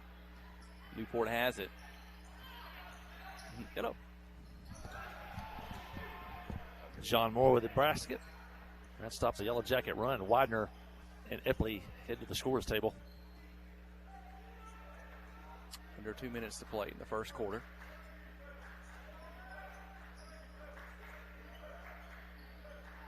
Pass to Burgess. off his hands. Now Newport going the other way. Off the glass, good. A 4-point run by Newport. Coach Cole Gardner wants the timeout. 1:42 in the first. Let's take a break. You're listening to KHPQ in Clinton High School Sports. Friday night at the stadium is not the time to worry about your finances. Let First Arkansas Bank and Trust ease your mind with their mobile banking capabilities. You can check your balance, transfer funds between accounts, and even find the nearest ATM for dinner after a road game. The free mobile app is available on the iTunes Store and Android Market. You can cheer loud and proud for the Yellow Jackets because First Arkansas Bank and Trust has you covered. See a branch for more details. Equal housing lender, member FDIC. Towing and recovery is the last thing you think about until you really need it.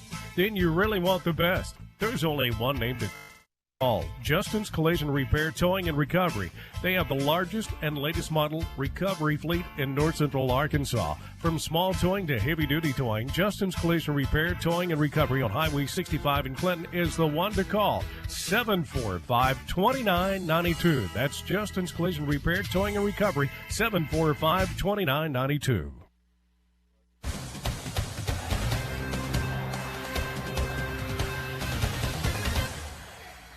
It's Russ Hensley for 3 out of the timeout. Clinton in front 14-8.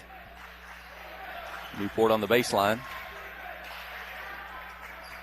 And they're going to throw it away. Ball goes out of bounds. So you've got Widener, Epley, Emberton, Hensley, and Burgess in the ball game for the Yellow Jackets. Jackets scored 6 straight. Newport hit a basket. Actually hit 2 baskets, and then Clinton answers. Brody with a 3. 3-point attempt in and out. Won't go. Epley with a rebound. He gets it to Burgess, and Dawson is fouled on his shot attempt in the lane. We go to the free throw line. I think that'll be the 3rd team foul on Newport here in the first half.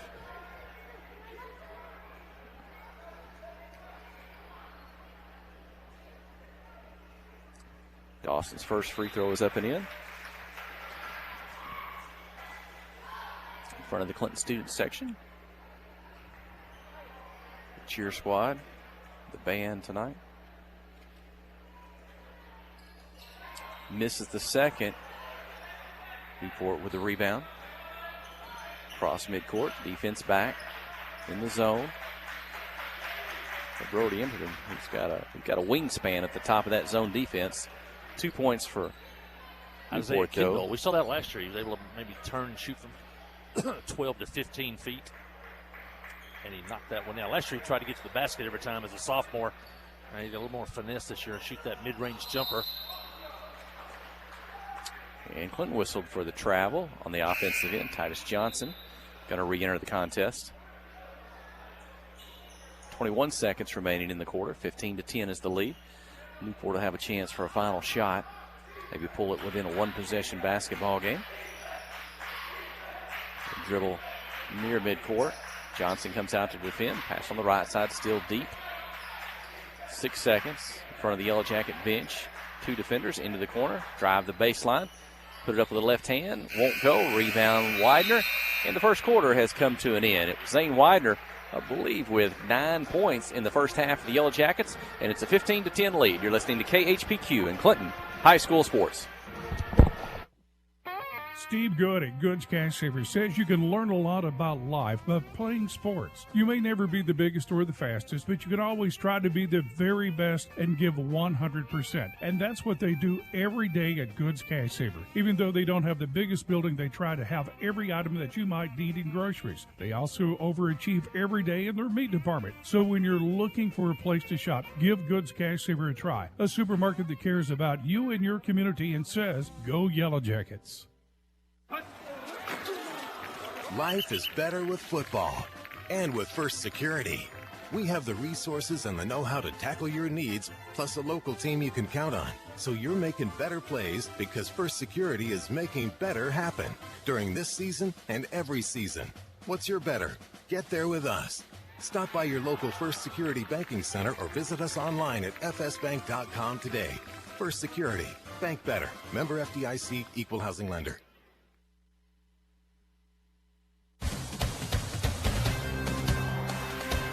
Again, as we head into the second quarter, Jackets looking to win 3 out of 4 tonight. Junior girls win, senior girls win, junior boys lose a close one. And now the boys lead by 5 as we head into the second quarter. And it'll be a turnover. It'll be an offensive foul against Newport. Josh Witt into the game for the first time tonight. Russ Hensley takes a break. It'll be Nick Epley, Titus Johnson, Josh Witt, Dawson Burgess, and Zane Widener. Widener with 9 points in the first quarter, including a monstrous dunk down in front of the Clinton student section. Johnson from the corner, shots up, but there's a whistle. And it's going to be an offensive foul against the Yellow Jackets as Dawson Burgess is whistled for an offensive foul. That'll be his first. Yellow Jackets only the second team foul here in the first half tonight. Kendall, top of the free throw line, whips it underneath. Shot no good, but he's fouled by Burgess, and now Burgess picks up a couple of fouls in less than 10 seconds. That'll send Brendan Curry to the line. This will be the first free throws of the night for Newport. Curry's first shot is no good. Hensley set to check in, and he checks in for Burgess. Now the Yellow Jackets will go with Hensley and Witt on the inside. It's a big front line for the Jackets. Curry's second shot, no good. Misses them both, and Widener has the rebound. The Jackets have the ball and the 5-point lead. Epley back at the point to Widener here on the near side against the Newport zone. Nothing there. Cross-court pass. Epley looking inside. And nothing as he gets it back to Widener. Widener, drive, lane, pass, and he's going to be fouled on the drive to the basket. It'll be inbounds under the Yellow Jackets basket.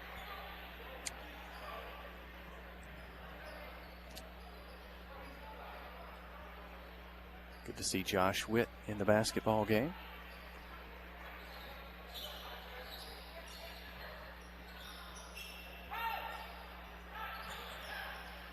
Going to add some size and strength to this squad inside. Widener on the drive, won't go. Witt with a rebound. His putback is up and in, but it's going to be whistled for a travel before he got the shot off. Widener almost made an acrobatic layup there, rolled off the rim. Looked like Josh Witt put it back up, but the official said he had shuffled his feet. Is that All-Stater Josh Witt? Football All-Stater Josh Witt. That's right. I think the only one off the Yellow Jacket. I say the only one off, like every team gets one. Every team does not get an All-State football player. Josh Witt, head coach Chris DeFran, acknowledged how the other coaches, other teams in the conference knew how good Josh Witt was during the football season. He's going to commit the foul, defending against Newport on the defensive end, and Greyhounds to the free throw line. But coach talking about it at the football awards banquet, and Josh Witt does end up with an all-state football player for the Yellow Jackets. And talking about football, Zane Widener out there, he was all conference.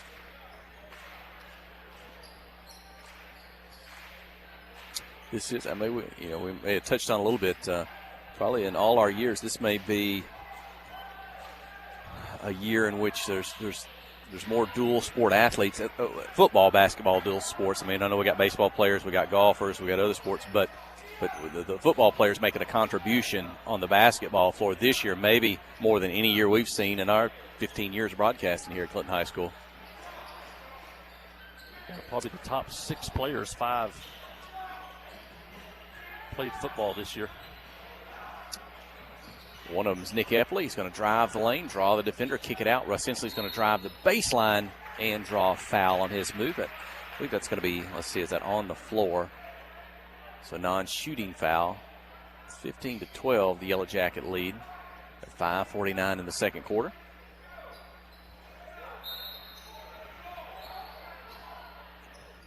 Inbound to Widener at the free throw line. They toss it over to Epley. Yeah, 40% of the roster looks like 6 of the 15 also played football this year. I'm a big proponent of kids playing multiple sports. I think it helps all the sports. Clinton's going to work around the baseline.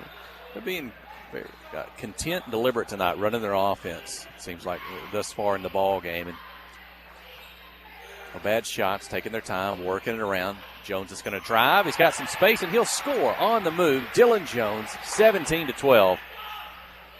Dylan on the board tonight. Got the start, gets the basket. Jackets back with a 5-point lead, and Widener almost picked off another one. Just missed, that was inches.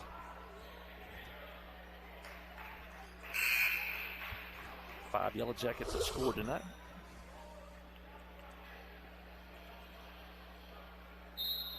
Substitution for Newport.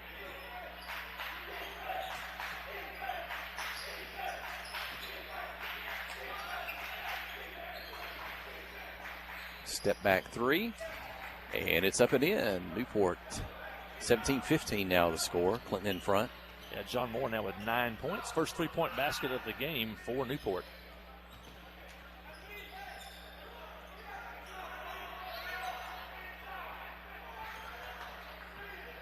Work it around right to left. Zane's going to drive the baseline.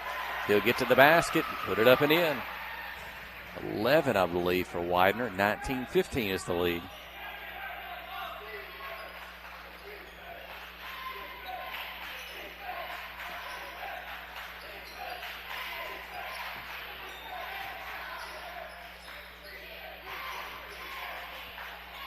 On the drive, Newport shot won't go.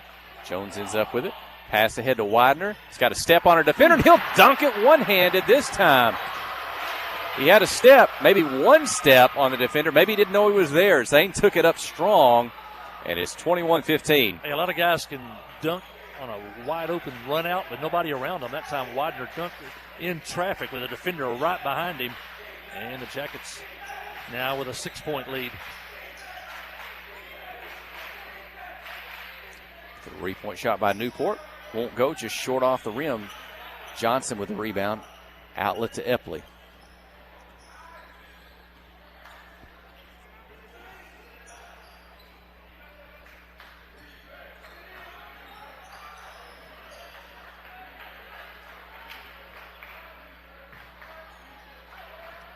.310 in the second quarter. A lot of passing the ball, not many dribbles, or wasted dribbles, but this one's going to go off the hands of Nick Epley. Just couldn't hang on to that one on the pass from Dylan Jones. It goes into the Newport bench. You hate those turnovers. Those are unforced there, and points are hard to come by, so you don't want to waste any possessions.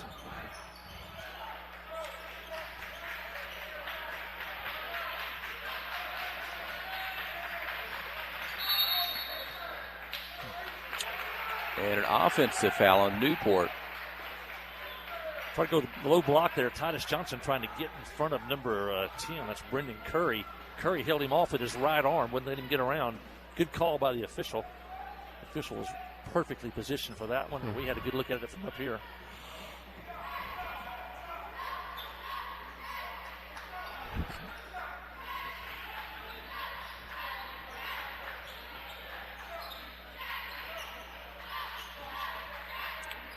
Dylan Jones on the drive, two defenders. He'll get to them, get the shot off, draw the contact, and Dylan Jones, the sophomore, to the free throw line. Good drive, slash to the basket, drew the foul. Jackets 2 out of 3 at the line. Those will be Dylan's first 2 of the night. Jackets have been really blessed the last several years with great outside shooting.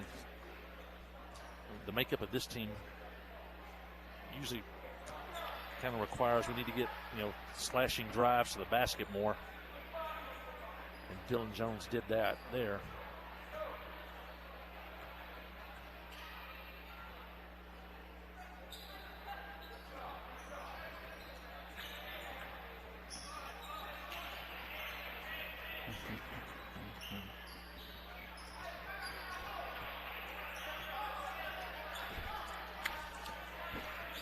.15, Newport with it.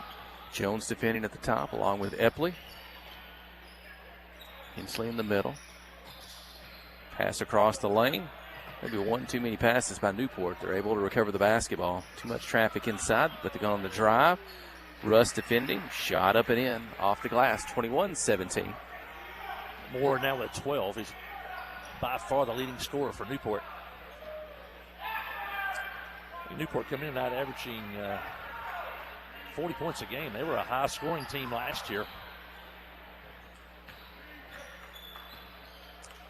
Widener on the drive. This time he gets inside. Widener, great jump stop that time to avoid a travel. Came down with both feet, which is legal, and then back up to the basket. He's got 13 of the Yellow Jackets' 23 points. A steal. Epley's got it. He's got a defender. He'll dribble back behind the three-point line. Hensley's in the corner. One defender to go. He'll give it up. Back out to the top.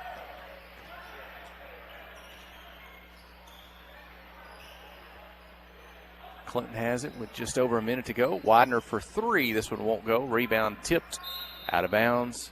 Belongs to the Yellow Jackets. Well, let's see. Now they're going to give it to Newport with exactly 1 minute remaining here in the second quarter. 23-17 the lead.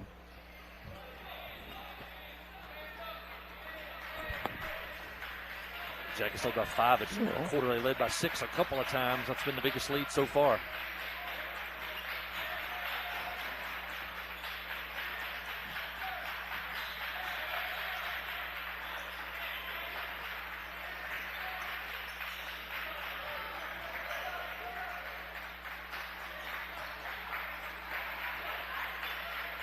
Kendall at that high post has not been near as aggressive as we saw him last year. He would put the ball on the floor and try to get to the basket.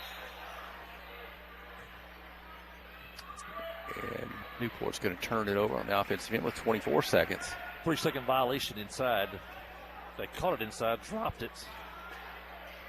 Couldn't get out of there in time. And Jackets now a chance to go for the final shot.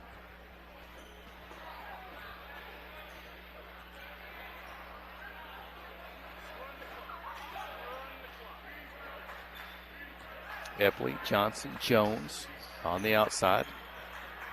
Into the corner. Nick gets it. Now he's going to drive, draw the defenders. Back out. Jones on the drive. Kick out to Hensley. Ball is going to go out of bounds.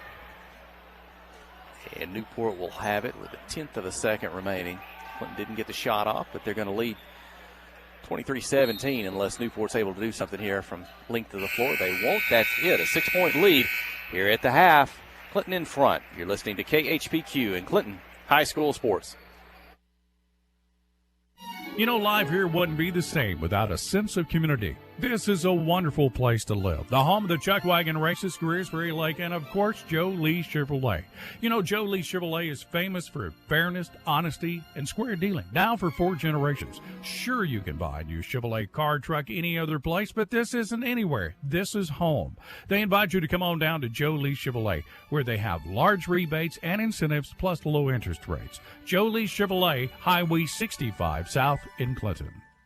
F.L. Davis Cash Lumber, your Ace Hardware store, is a proud sponsor of Clinton Yellow Jacket Sports. F.L. Davis Cash Lumber can help with your electrical, plumbing, paint, tools, hardware, and flooring needs. They're a full-service hardware store and lumber yard. F.L. Davis can provide you with everything you need for your residential or commercial projects. The knowledgeable staff is always on hand to answer your questions. Visit F.L. Davis Cash Lumber, your Ace Hardware store. Same place, now Ace. Wherever the river flows and however the game goes. The River Company is a proud sponsor of Clinton Yellow Jacket Sports. Just like in sports, you want someone who has your back. The professional team at the River Company Insurance does just that. They'll work hard to find you the most coverage at the best possible price. Whether it's business, farm, ranch, personal, or automotive, the team at the River Company will get you exactly what you need. Sports is a team effort, so come join the team at the River, formerly S&P Insurance. Life is better with football and with First Security. We have the resources and the know-how to tackle your needs, plus a local team you can count on. So you're making better plays because First Security is making better happen during this season and every season. What's your better? Get there with us. Stop by your local First Security Banking Center or visit us online at fsbank.com today. First Security.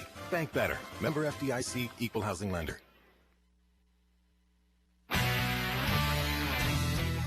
The all-new Cowboy Chrysler Dodge Jeep Ram and Clinton is gearing up for football season. Yep, we've got a huge lineup of Rams that are sure to fit all of your tailgating needs. So put on that lucky jersey and score huge savings during the summer clearance event. Can't wait to see you at the all-new Cowboy Chrysler Dodge Jeep Ram Clinton and at cowboycdjr.com.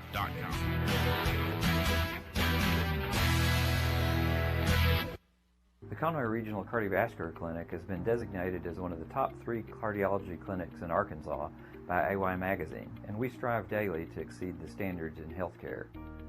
We offer a variety of non-invasive cardiology procedures that are often the first step in diagnosing a possible cardiac problem. For more information or to schedule an appointment, call 501-358-6905 or visit conroyregional.org.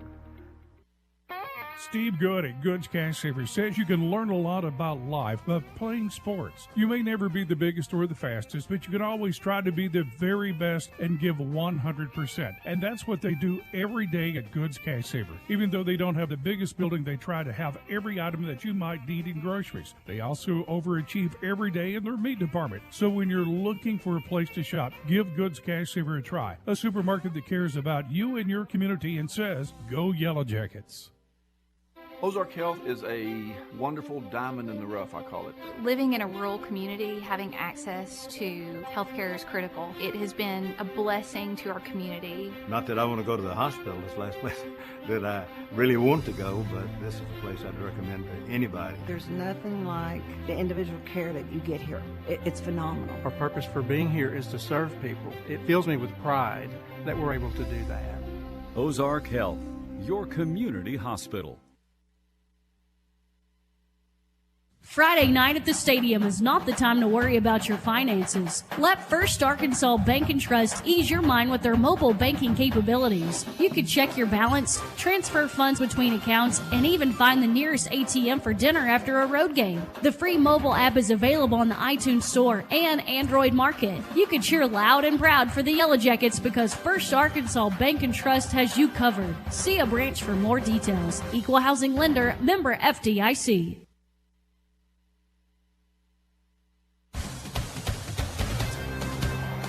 My colleague Jeff Hall, Ryan Jones back here at Yellow Jacket Arena. Yellow Jackets lead 23-17 here at the half. They led 15-10 at the end of the first quarter.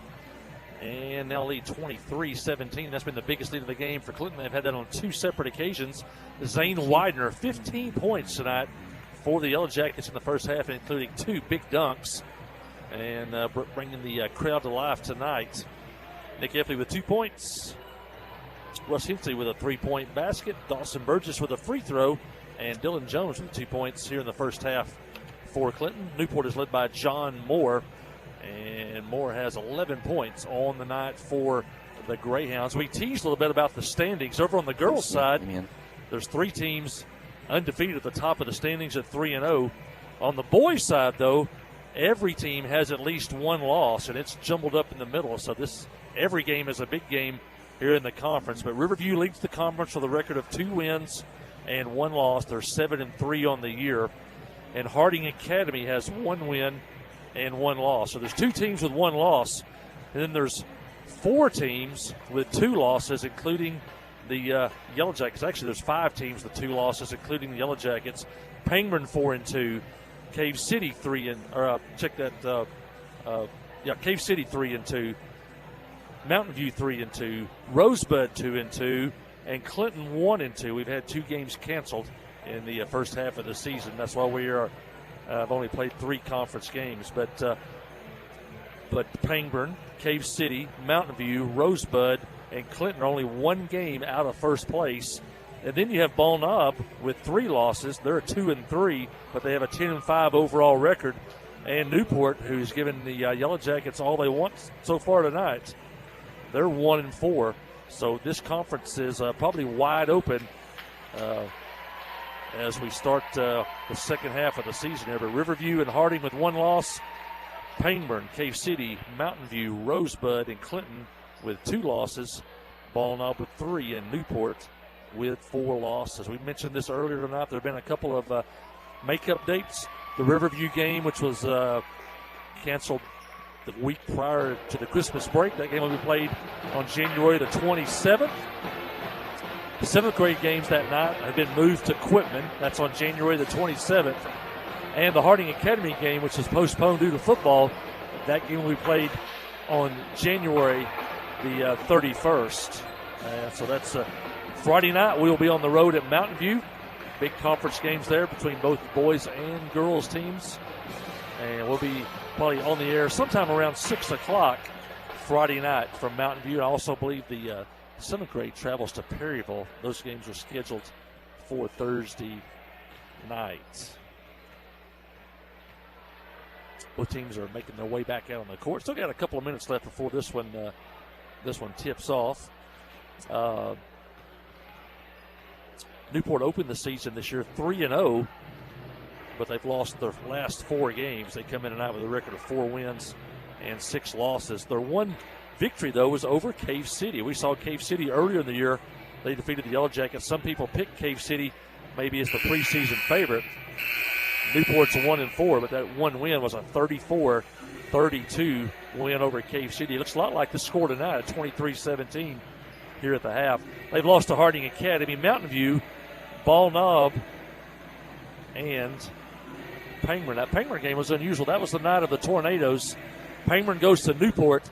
They get the junior high games in. They get the senior girls game in, but they had to take the teams off the floor into the dressing rooms twice during the senior boys game in the first quarter, and so they decided to play that game a couple of days later. But Pangburn came out with a victory that night over Newport. So games are big. This conference, I think the boys' race is probably up for grabs, Jeff. Last year there was maybe some clear-cut favorites, but anybody really out of several teams might have a shot at a conference championship this year. And probably what that means is you need to win at home when you have the opportunity or you have close games. This one is 23-17.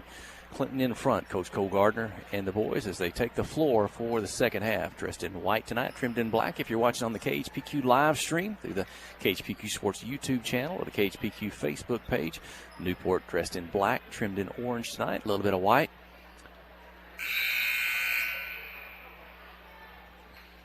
And it'll be Dylan Jones, Nick Epley, Russ Hensley, Zane Widener, and Titus Johnson. Zane Widener, did he have 11 or 13, did you say, of the first half? I got it with 15. How many? 15. You had 15, okay. And pass inside, stolen away by Newport.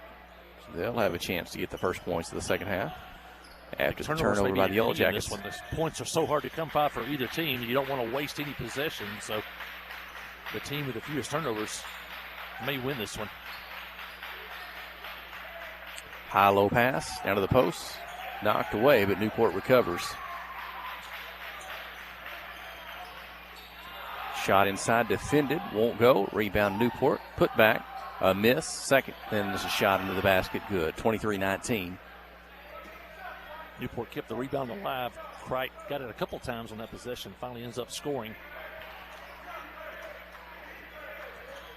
Okay.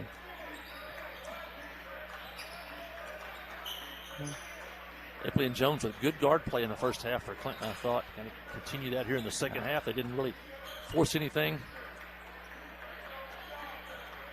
and ran the offense.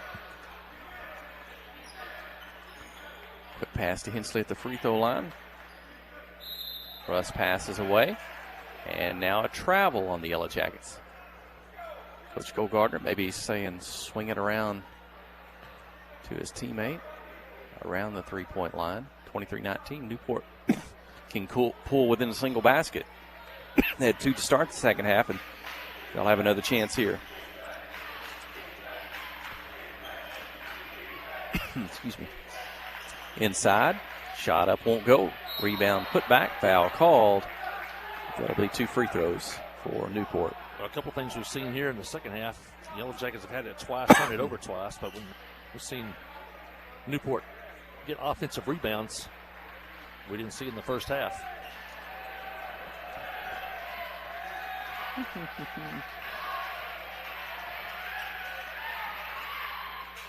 And the first free throw up and in, 23-20. Substitutions, Emberton in, Burgess in, Johnson and Epley out. Newport 2 of 4 at the line in the first half. And the second free throw, 23-21. 4 points for Newport to start the second half.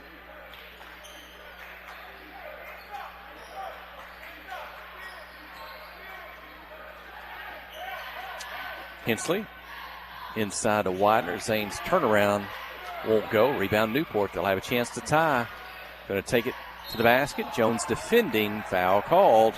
And 2 more free throws for Newport. They'll have a chance to tie it from the free throw line. Newport kind of speeding the tempo up a little bit, getting some offensive rebounds. Jackets need to kind of withstand the storm here, get back to their knitting on offense.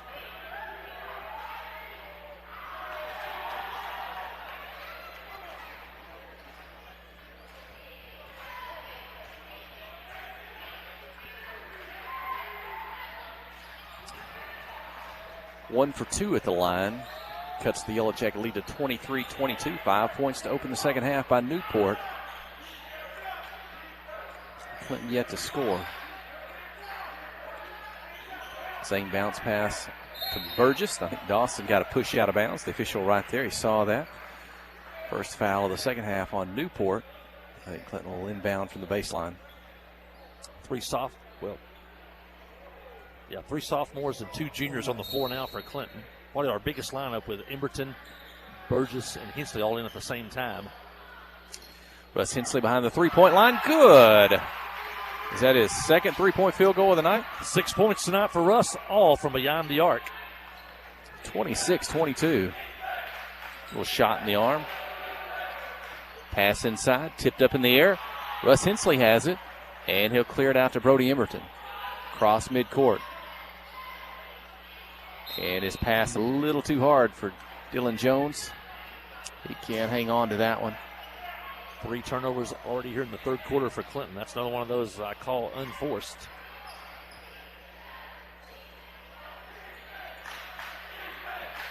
But Brody's going to deflect the pass into the backcourt, but Newport will get it, recover. Back down the floor offensively, into the lane, into the air. Fouled on the way up. This one may be on the floor, though. And Greyhounds from the baseline. Definitely Newport speed up the tempo a little bit here in the second half. They played fairly slow in the first half.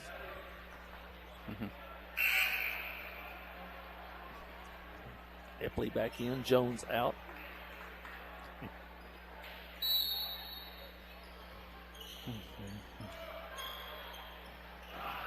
Three-point attempt off the inbounds pass. Won't go. Widener with a rebound up the floor to Epley. Defender trying to catch up. Nick will put it off the glass. Good. Nice finish. 28-22. And just like that, the lead's back Great out to pass 6. For Widener. That was a small window to put that one in, and he got it right there, and Epley finished it off. He's got 4.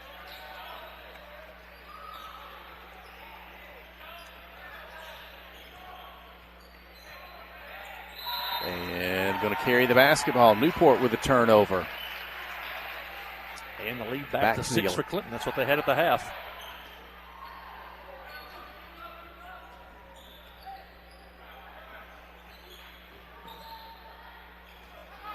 And a steal into the passing lane. Greyhounds going the other way. Shot up, won't go. Russ Hensley is going to commit the foul from behind. 2 free throws for Newport. 4:32 in the third. Moore back to the line. He's the leading scorer tonight for Newport. 12 points on the night. This will be his 5th and 6th free throw tonight.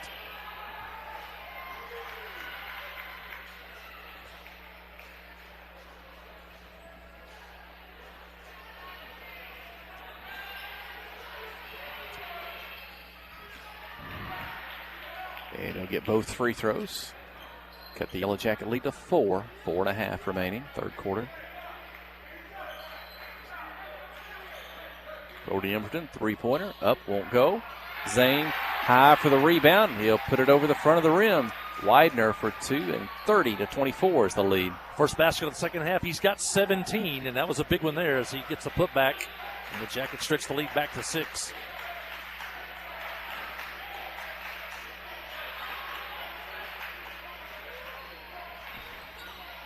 Drive, spin, inside, and a nice finish for Newport. 30-26. Kylan Crott now with 6 points. Josh Witt heads to the scorers table.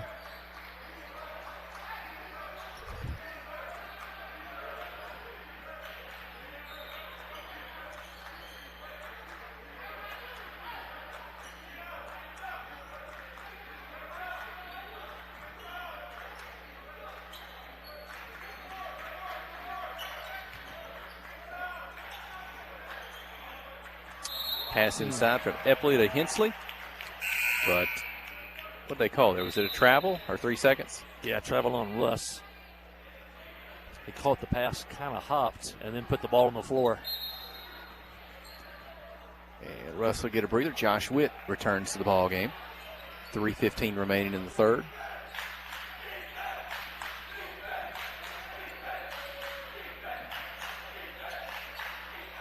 And Epley for the steal. And Newport thinks is going to commit the foul, trying to take it back. And that time Newport got a little careless with the basketball, and Epley, as quick as he is, there was take advantage of it. And the Yellow Jackets have it.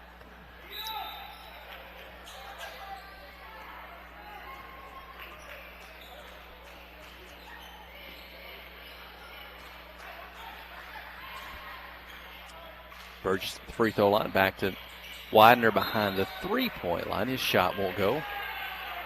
And Josh Witt pulls down the rebound, but the official must have said he must have pushed off a little bit before he came down clean with that one. He'll pick up his second foul, the team's fifth here in the second half.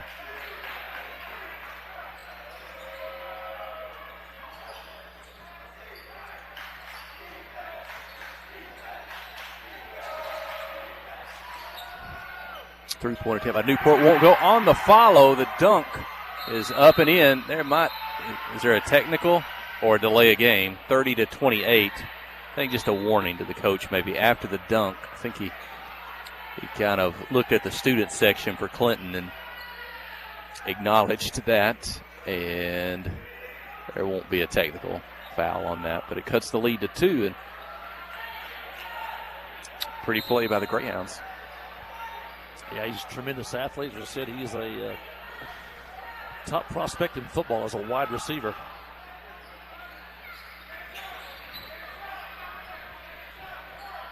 And back to 2. Pass to Epley. Almost stolen away. Nick's trying to dribble through traffic. Ball gets loose, out of bounds, and it belongs to Newport.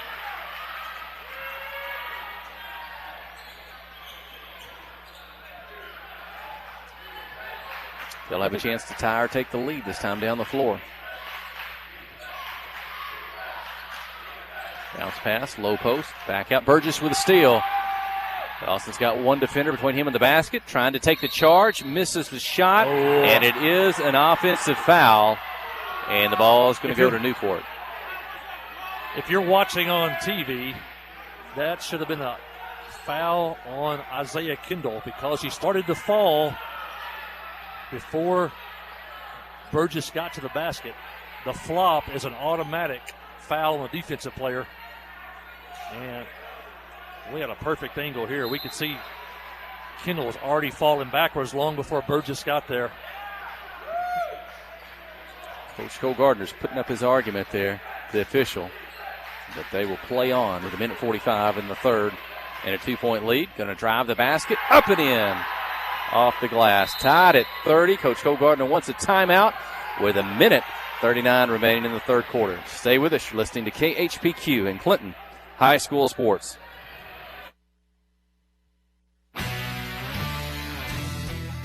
The all-new Cowboy Chrysler Dodge Jeep Raymond Clinton is gearing up for football season.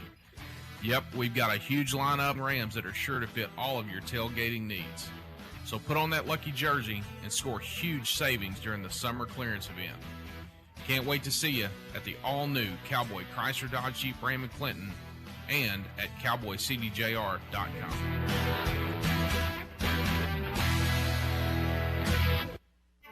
Towing and recovery is the last thing you think about until you really need it. Then you really want the best. There's only one name to call: Justin's Collision Repair, Towing and Recovery. They have the largest and latest model recovery fleet in North Central Arkansas. From small towing to heavy-duty towing, Justin's Collision Repair, Towing and Recovery on Highway 65 in Clinton is the one to call. 745-2992. That's Justin's Collision Repair, Towing and Recovery, 745-2992.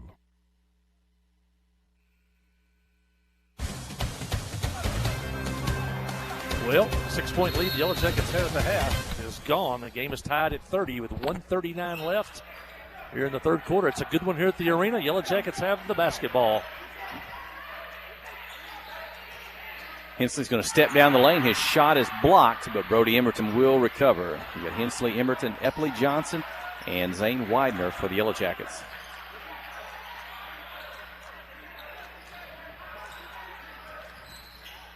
Zane's going to drive.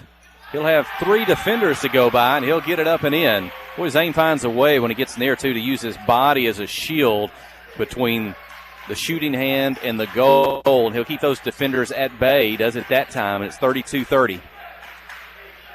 Team for Widener, a big shot there to give the Yellow Jackets the lead back. 3-point attempt won't go. Widener takes it out of the air. Under a minute here in the third. Zane across midcourt. Emerton's in the corner. He's going to drive, spin out. He's going to fall away. Shot won't go. Russ Hensley's there for the rebound. He's got a defender. He'll put it up. Won't go. And now the rebound by Newport. 30 seconds remaining, third quarter. Greyhounds on the drive. Shot won't go. Rebound tip. Widener comes up with it. 20 seconds. Off to Epley. Hang on here. You're going to look for the last shot unless you get something easy. With a 2-point lead. Now we're down to 10 seconds. Bounce pass into Russ at the high post. Knocked away. Newport down the floor. Epley's going to be back to defend. 2-on-1. Goes for the dunk. Can't get it. Rebound. Did they get the shot in time? They may have, but it didn't go. May not have mattered anyway without the time, but a flurry to finish the third. We got a 2-point ball game when we come back. Fourth and final quarter on the way. Clinton 32, Newport 30. You're listening to KHPQ and Clinton High School Sports. Did not swing on the rim. Friday night at the stadium is not the time to worry about your finances. Let First Arkansas Bank and Trust ease your mind with their mobile banking capabilities. You can check your balance, transfer funds between accounts, and even find the nearest ATM for dinner after a road game. The free mobile app is available on the iTunes Store and Android Market. You can cheer loud and proud for the Yellow Jackets because First Arkansas Bank and Trust has you covered. See a branch for more details. Equal housing lender, member FDIC. Wherever the river flows and however the game goes. The River Company is a proud sponsor of Clinton Yellow Jacket Sports. Just like in sports, you want someone who has your back. The professional team at the River Company Insurance does just that. They'll work hard to find you the most coverage at the best possible price. Whether it's business, farm, ranch, personal, or automotive, the team at the River Company will get you exactly what you need. Sports is a team effort, so come join the team at the River, formerly S&P Insurance.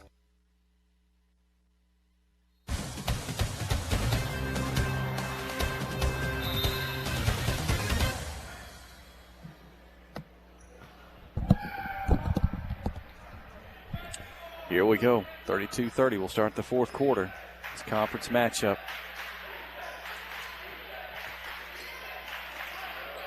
High-low pass. Zane's going to pick it off. Yellow Jackets' first offensive possession here of the fourth quarter.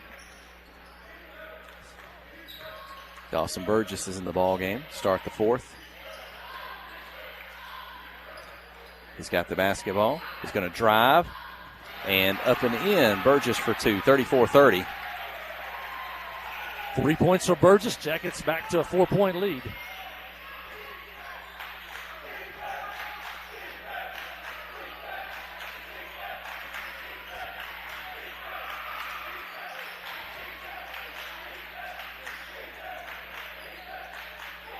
And Burgess flashes for the steal. It's out of bounds. We almost got that one. Boy, thinking of fourth quarters and thinking between these two, we saw a couple of fourth quarters last year, maybe unlike many, again, that we've called in the years we've had the opportunity to do this. I think we had a Newport ball game where they had a double-digit lead to start the fourth quarter. I think we had a Riverview game, two games that had some of the most unlikely finishes of comeback Yellow Jacket wins that we've seen. This one started with only a 2-point deficit, but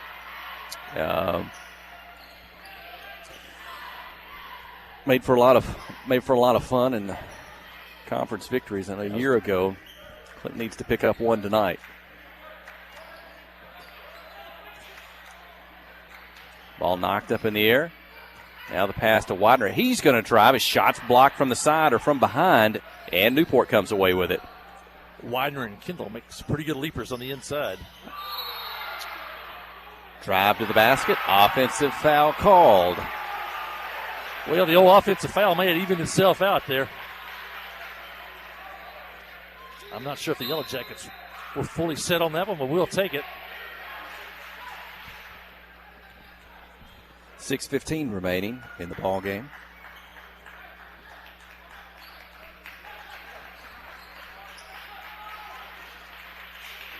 Pass to Widener. Bounce pass across the lane to Hensley. And Russ goes up and puts it in. 36-30. Russ's first 2-point basket of the night. He's got 8. The Yellow Jackets have got the lead back to 6 again. Pass, drive the basket. Russ up to defend, commits the foul. Newport will have to earn it from the free throw line. Newport 7 out of 8. No, check that. They are 7 of 10 at the free throw line tonight. This will be Colin Kreitz' first free throws of the night.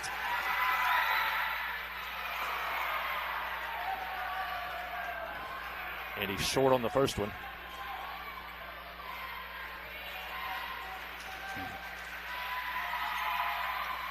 Gets the second, 36-31.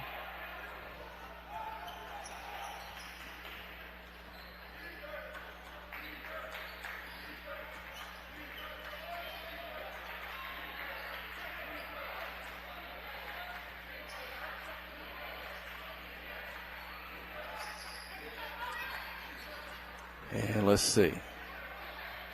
It's going to be a little deeper on the floor. I don't know if they're trying to bounce pass to Burgess from Widener. Dawson's shot up, won't go. Foul called on Newport. Little give and go there. Burgess drove the lane, kicked it to Widener in the corner, and he flashed onto the basket, and Zane brought it right back to him. Burgess draws the foul. He heads the line with a chance to extend this 5-point lead.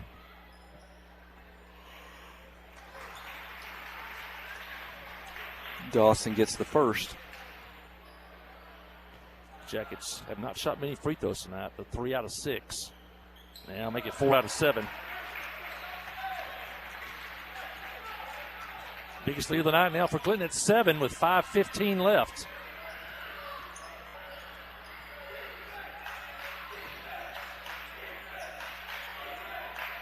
High post behind the free throw line. Try to get it low. Knocked out of bounds. Keep it with Newport.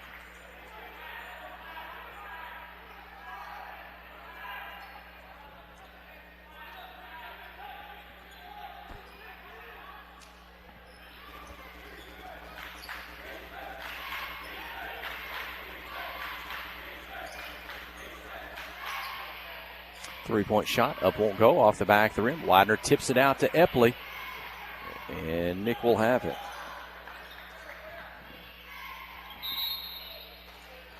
Travel on the inside. Clinton's going to turn it over. Looks like he had a pass to the basket. The defender came over and he took an extra step.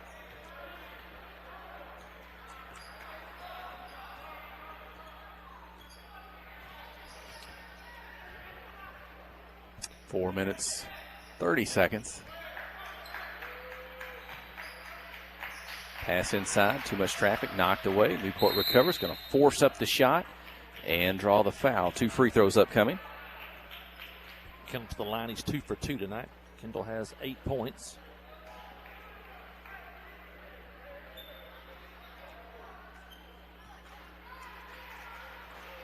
I believe Newport tonight is not, I believe the assistant coach is the head coach tonight. I don't see Ty Ferguson over there. He's the new head coach for Newport. Coach Gates, who took him to the state tournament last year, moved on up to administration, although he was helping out with the girls team earlier. Kendall hits the first one, cuts it to 6. And the second, 38-33.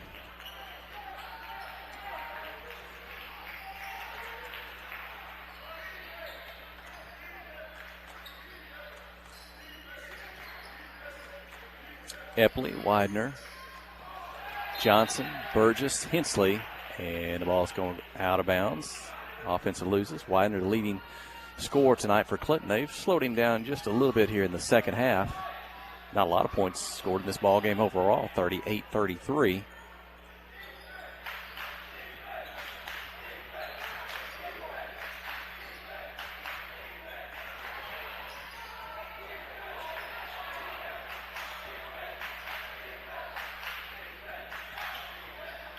on the drive. I think Zane got a hand in there and might have knocked that one away. Clinton comes up with it. Still the 5-point lead. Clock getting down to the 3.5-minute mark. Yellow Jackets can be deliberate, look for a high percentage shot. Newport still in that 1-2-2 zone defense. Defender's going to let Zane go by. They'll try to challenge a bit at the end. Shot won't go. Russ gets a second. It won't go. Burgess now has it. He'll toss it back out high. I think both of those shots were affected by the block by Kendall earlier in the ball game. They rushed those. Russ Hensley with a miss, but Burgess with the rebound. He'll put it up and in. 40-33. Burgess there for the putback. Jackets back by 7 for the second time tonight. 3 minutes to go in this one. Drive down the lane. Miss. Widener's going to knock it out. Going to go one-on-one with the defender. He'll spin, put it off the glass a little too hard. Newport with it, going the other way. They've got the numbers. Pass ahead. Dunk inside. 40-35. Big turnaround there. A 4-point swing. Yellow Jackets missed a layup on the other end. A tough one. And then Kendall gets a dunk on the other end. Back 40-35. 2.5 minutes left. Really feel like Newport going man-to-man. The points are coming slow, but you feel like still could be anybody's ball game in a 2-possession game. Newport with a steal. Russ Hensley back to defend. Shot up and in. 40-37. Coach Cole Gardner wants a timeout. 2:12 to go. 3-point lead. Stay with us. You're listening to KHPQ in Clinton High School Sports. The Blagg Law Firm is a proud supporter of Clinton High School Yellow Jacket sports. When you need an attorney, call the Blagg Law Firm. Whether it's an injury accident, criminal defense, DWI, family dispute, or Social Security disability, Ralph Blagg believes in equal justice for all. Located on Court Street in downtown Clinton and on the internet at blagglaw.com. The Blagg Law Firm, a proud supporter of Clinton High School sports. F.L. Davis Cash Lumber, your Ace Hardware store, is a proud sponsor of Clinton Yellow Jacket Sports. F.L. Davis Cash Lumber can help with your electrical, plumbing, paint, tools, hardware, and flooring needs. They're a full-service hardware store and lumber yard. F.L. Davis can provide you with everything you need for your residential or commercial projects. The knowledgeable staff is always on hand to answer your questions. Visit F.L. Davis Cash Lumber, your Ace Hardware store. Same place, now Ace.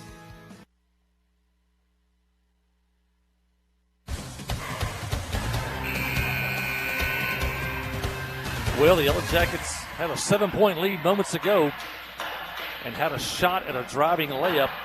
Couldn't get it to go, and since then, Newport scored 4 straight. We're back now to a 3-point game with 2:12 left. Newport's gone man-to-man, and they're going to pick up the Yellow Jackets full court. And Dylan Jones going to come back into the ball game, maybe for some ball handling ability. As Newport's going to be trying to take it away.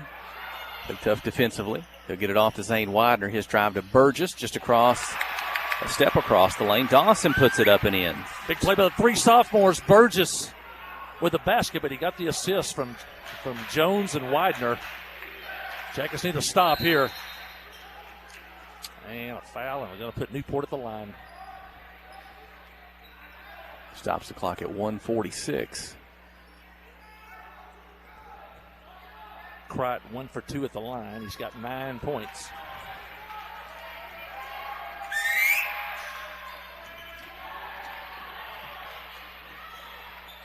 Good job by Hennessy to keep that one alive. The Yellow Jackets ran it down in the corner. Knocked away from behind, out of bounds. Keep it with Clinton just below our broadcast position here. Seated on the visiting side above the floor here at Yellow Jacket Arena. Minute 35. The players will line up. They'll break for the inbounds pass. Dylan Jones goes down. A Greyhound goes down. Somebody got a foul. It's going to go against Newport. They'll line up again. Only the 15th foul against Newport. Dangerous pass. Picked off. Newport's got it. Pass ahead. Defender back. Jones defending. Shot up and in. 42-39. That's a tough shot. It's a 3-point game. Dylan's got it in his hands. Get to midcourt. Into the corner. Russ Hensley for three. This one won't go. Offside rebound, Newport. They'll have a chance to tie or pull within a single point. And they get Russ up in the air and then draw the foul on the shot attempt with 1:09 to go. Newport going to the free throw line. Yeah, this one's going right down to the end. Can't shake them. Newport's turned the heat up a little bit, and the Jackets have turned it over.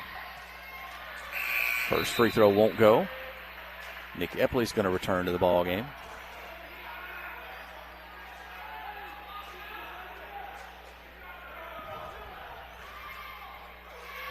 Got to make sure you block out here if it's a missed free throw. Gets the second, 42-40. Clinton with the lead. They'll get it across midcourt to Dawson Burgess. They get to Widener. He's all alone. He'll drive and put it off the glass. Didn't have a defender. He scores easily, 44-40. Widener hustling right down the middle of the floor on that one. Ball up in the air, tipped. Zane ahead to Dylan Jones, and he'll pull up, try to run some clock, and he draws the foul. Dylan Jones.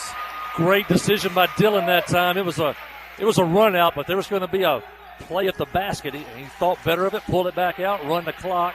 Newport has to foul. Now they have 16 fouls. Smart play by the sophomore. Clinton's going to stack. They're going to break. And then out of the break, maybe a defensive penalty, maybe some type of hold. They may have hung on to Russ Hensley coming out of the stack. And Russ is going to go to the free throw line for a 1-and-1 opportunity with 45 seconds remaining. Big free throws here for Russ. Yellow Jackets are going to shoot some free throws down the stretch. Misses the free throw. Rebound to Newport.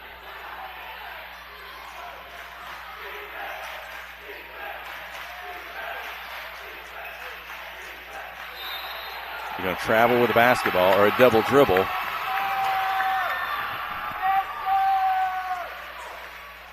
Want to take care of the basketball here. Hang on to it long enough. Newport's going to come and foul you, and I think Coach Cole Gardner is going to take a timeout and tell them just that. Well, 33 seconds. How important is this game to Clinton tonight to need to get this win? When you look at we talked about how the standings are so jumbled in the middle. There are 5 teams with 2 losses and 2 teams with 1. So, and you said earlier, you got to hold home court if you're going to try to win a conference championship. So you got to get a win here tonight, and then try to steal a few on the road.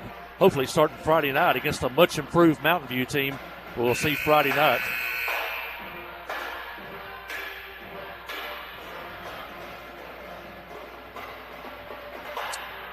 Yeah.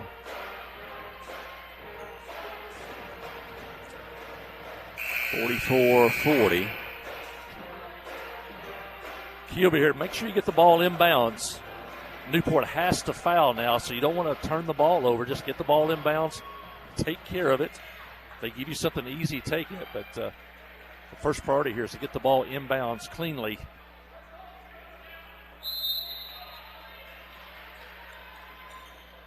Burgess, he gets it into Nick Epley. Nick's going to get by one defender. He's going to get by a second with help from a screen by Burgess. Using his quickness, it's in the hands of Widener. There it is. And they'll be forced to foul Zane Widener to stop the clock with 28 seconds remaining. Be another 1-and-1 situation. Only 8th foul on Newport. Widener 1 for 1 tonight at the line.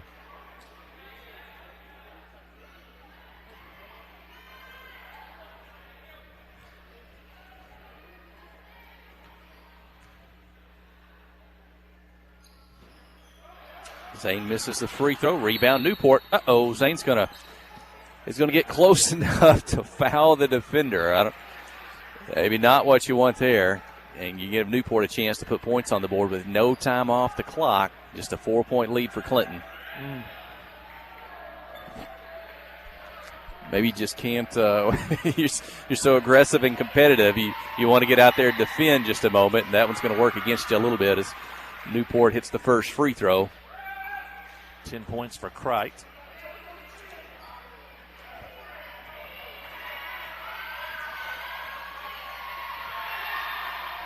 And the second. We're down to 2 with 26 seconds remaining. Clinton with the lead. Inbound to Burgess. He's fouled. I don't know that Newport had to commit a foul yet at that point in the backcourt. 23 seconds. But still a 1-and-1. That's foul number 9. Still one away from the double bonus.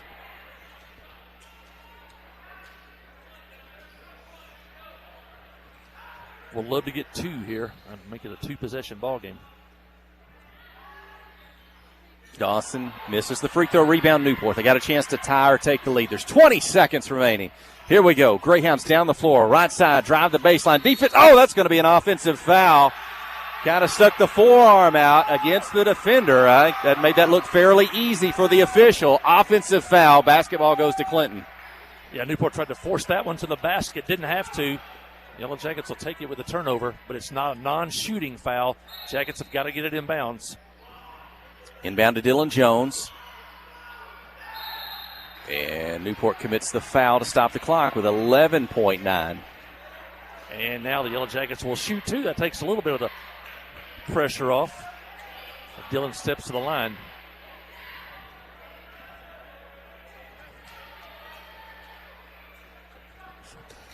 Nothing's come easy tonight for the Yellow Jackets, but they still have the lead.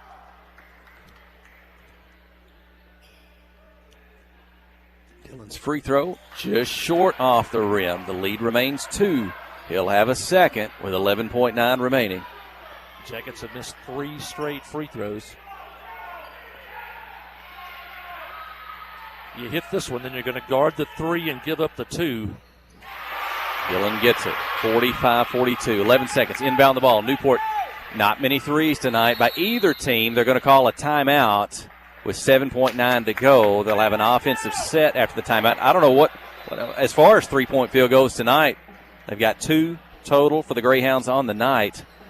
You don't have a lot of time to try to do a 2-and-1 or 2 and get a foul. You're probably, forced to try to shoot a 3-point, make at least an attempt with only 7.9 to go. Yeah, Newport has 1 3-pointer. That's from John Moore, number 5.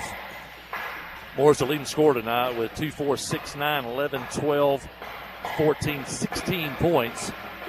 With 7.9 seconds, you want to guard beyond the 3-point line and give up the 2 if you have to. They go inside the 3-point line, you can let them go. But you can't back off a 3-point shooter here. If it gets down under 5 seconds, I'm a big believer with a 3-point lead, fouling, send them to the free throw line where they can only score 2. Some coaches don't believe in that. I do, because you think a lot of things have to happen for you to get 3 points out of 2 free throws. And so we'll see what happens when we come back here. But definitely you got to guard. They're going to drop some type of play over there for the initial 3-point shot. Can't get caught behind a screen.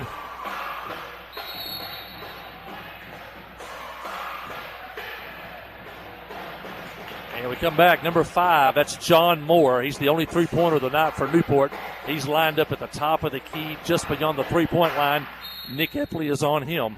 Going to inbound from just below our broadcast. He's going to pass. Defended, force the 3-pointer up. It won't go. They'll catch and shoot. Clock continues to run. No timeout. 45-44. And the Yellow Jackets have won. They missed the 3. They take it out of the air on the ball. They score the 2. It looked a bit confusing there because I think the ball went through the basket with maybe 3 point something to go, but the clock continues to run. Clinton doesn't have to inbound the basketball. I don't know if they had a timeout or not, if it would have made a difference. Yeah, I'm not sure if Newport had a timeout or not. We don't have it on the board. But great defense by Nick Epley. He was on Moore, number 5. He bellied up on 4 on number 5, about 2 feet beyond the 3-point line. He finally forced one up. It was way off target. Kendall got the rebound. Jackets did a good job. Go ahead and let him go. There was 3 seconds left. And in high school basketball, the clock continues to run after a made basket. Newport did not take a timeout. And the Yellow Jackets get out of here with a win. And a big conference win, 45-44. Well, the players met at midcourt from both teams. They had a post-game prayer. They get a pat on the shoulders. They walk off the floor. And a very competitive conference game goes to the home team. As you said, the Yellow Jackets win. We'll take our final break of the evening. When we return, we'll give you some numbers, and we'll name the first Arkansas Bank and Trust player of the game. You're listening to KHPQ in Clinton High School Sports. Life is better with football. And with First Security. We have the resources and the know-how to tackle your needs, plus a local team you can count on. So you're making better plays because First Security is making better happen during this season and every season. What's your better? Get there with us. Stop by your local First Security banking center or visit us online at fsbank.com today. First Security. Bank better. Member FDIC, Equal Housing Lender. Conway Regional has been the community's hospital for 100 years, providing high-quality, compassionate care. As our community continues to grow, we're growing alongside you to ensure all of your healthcare needs are met right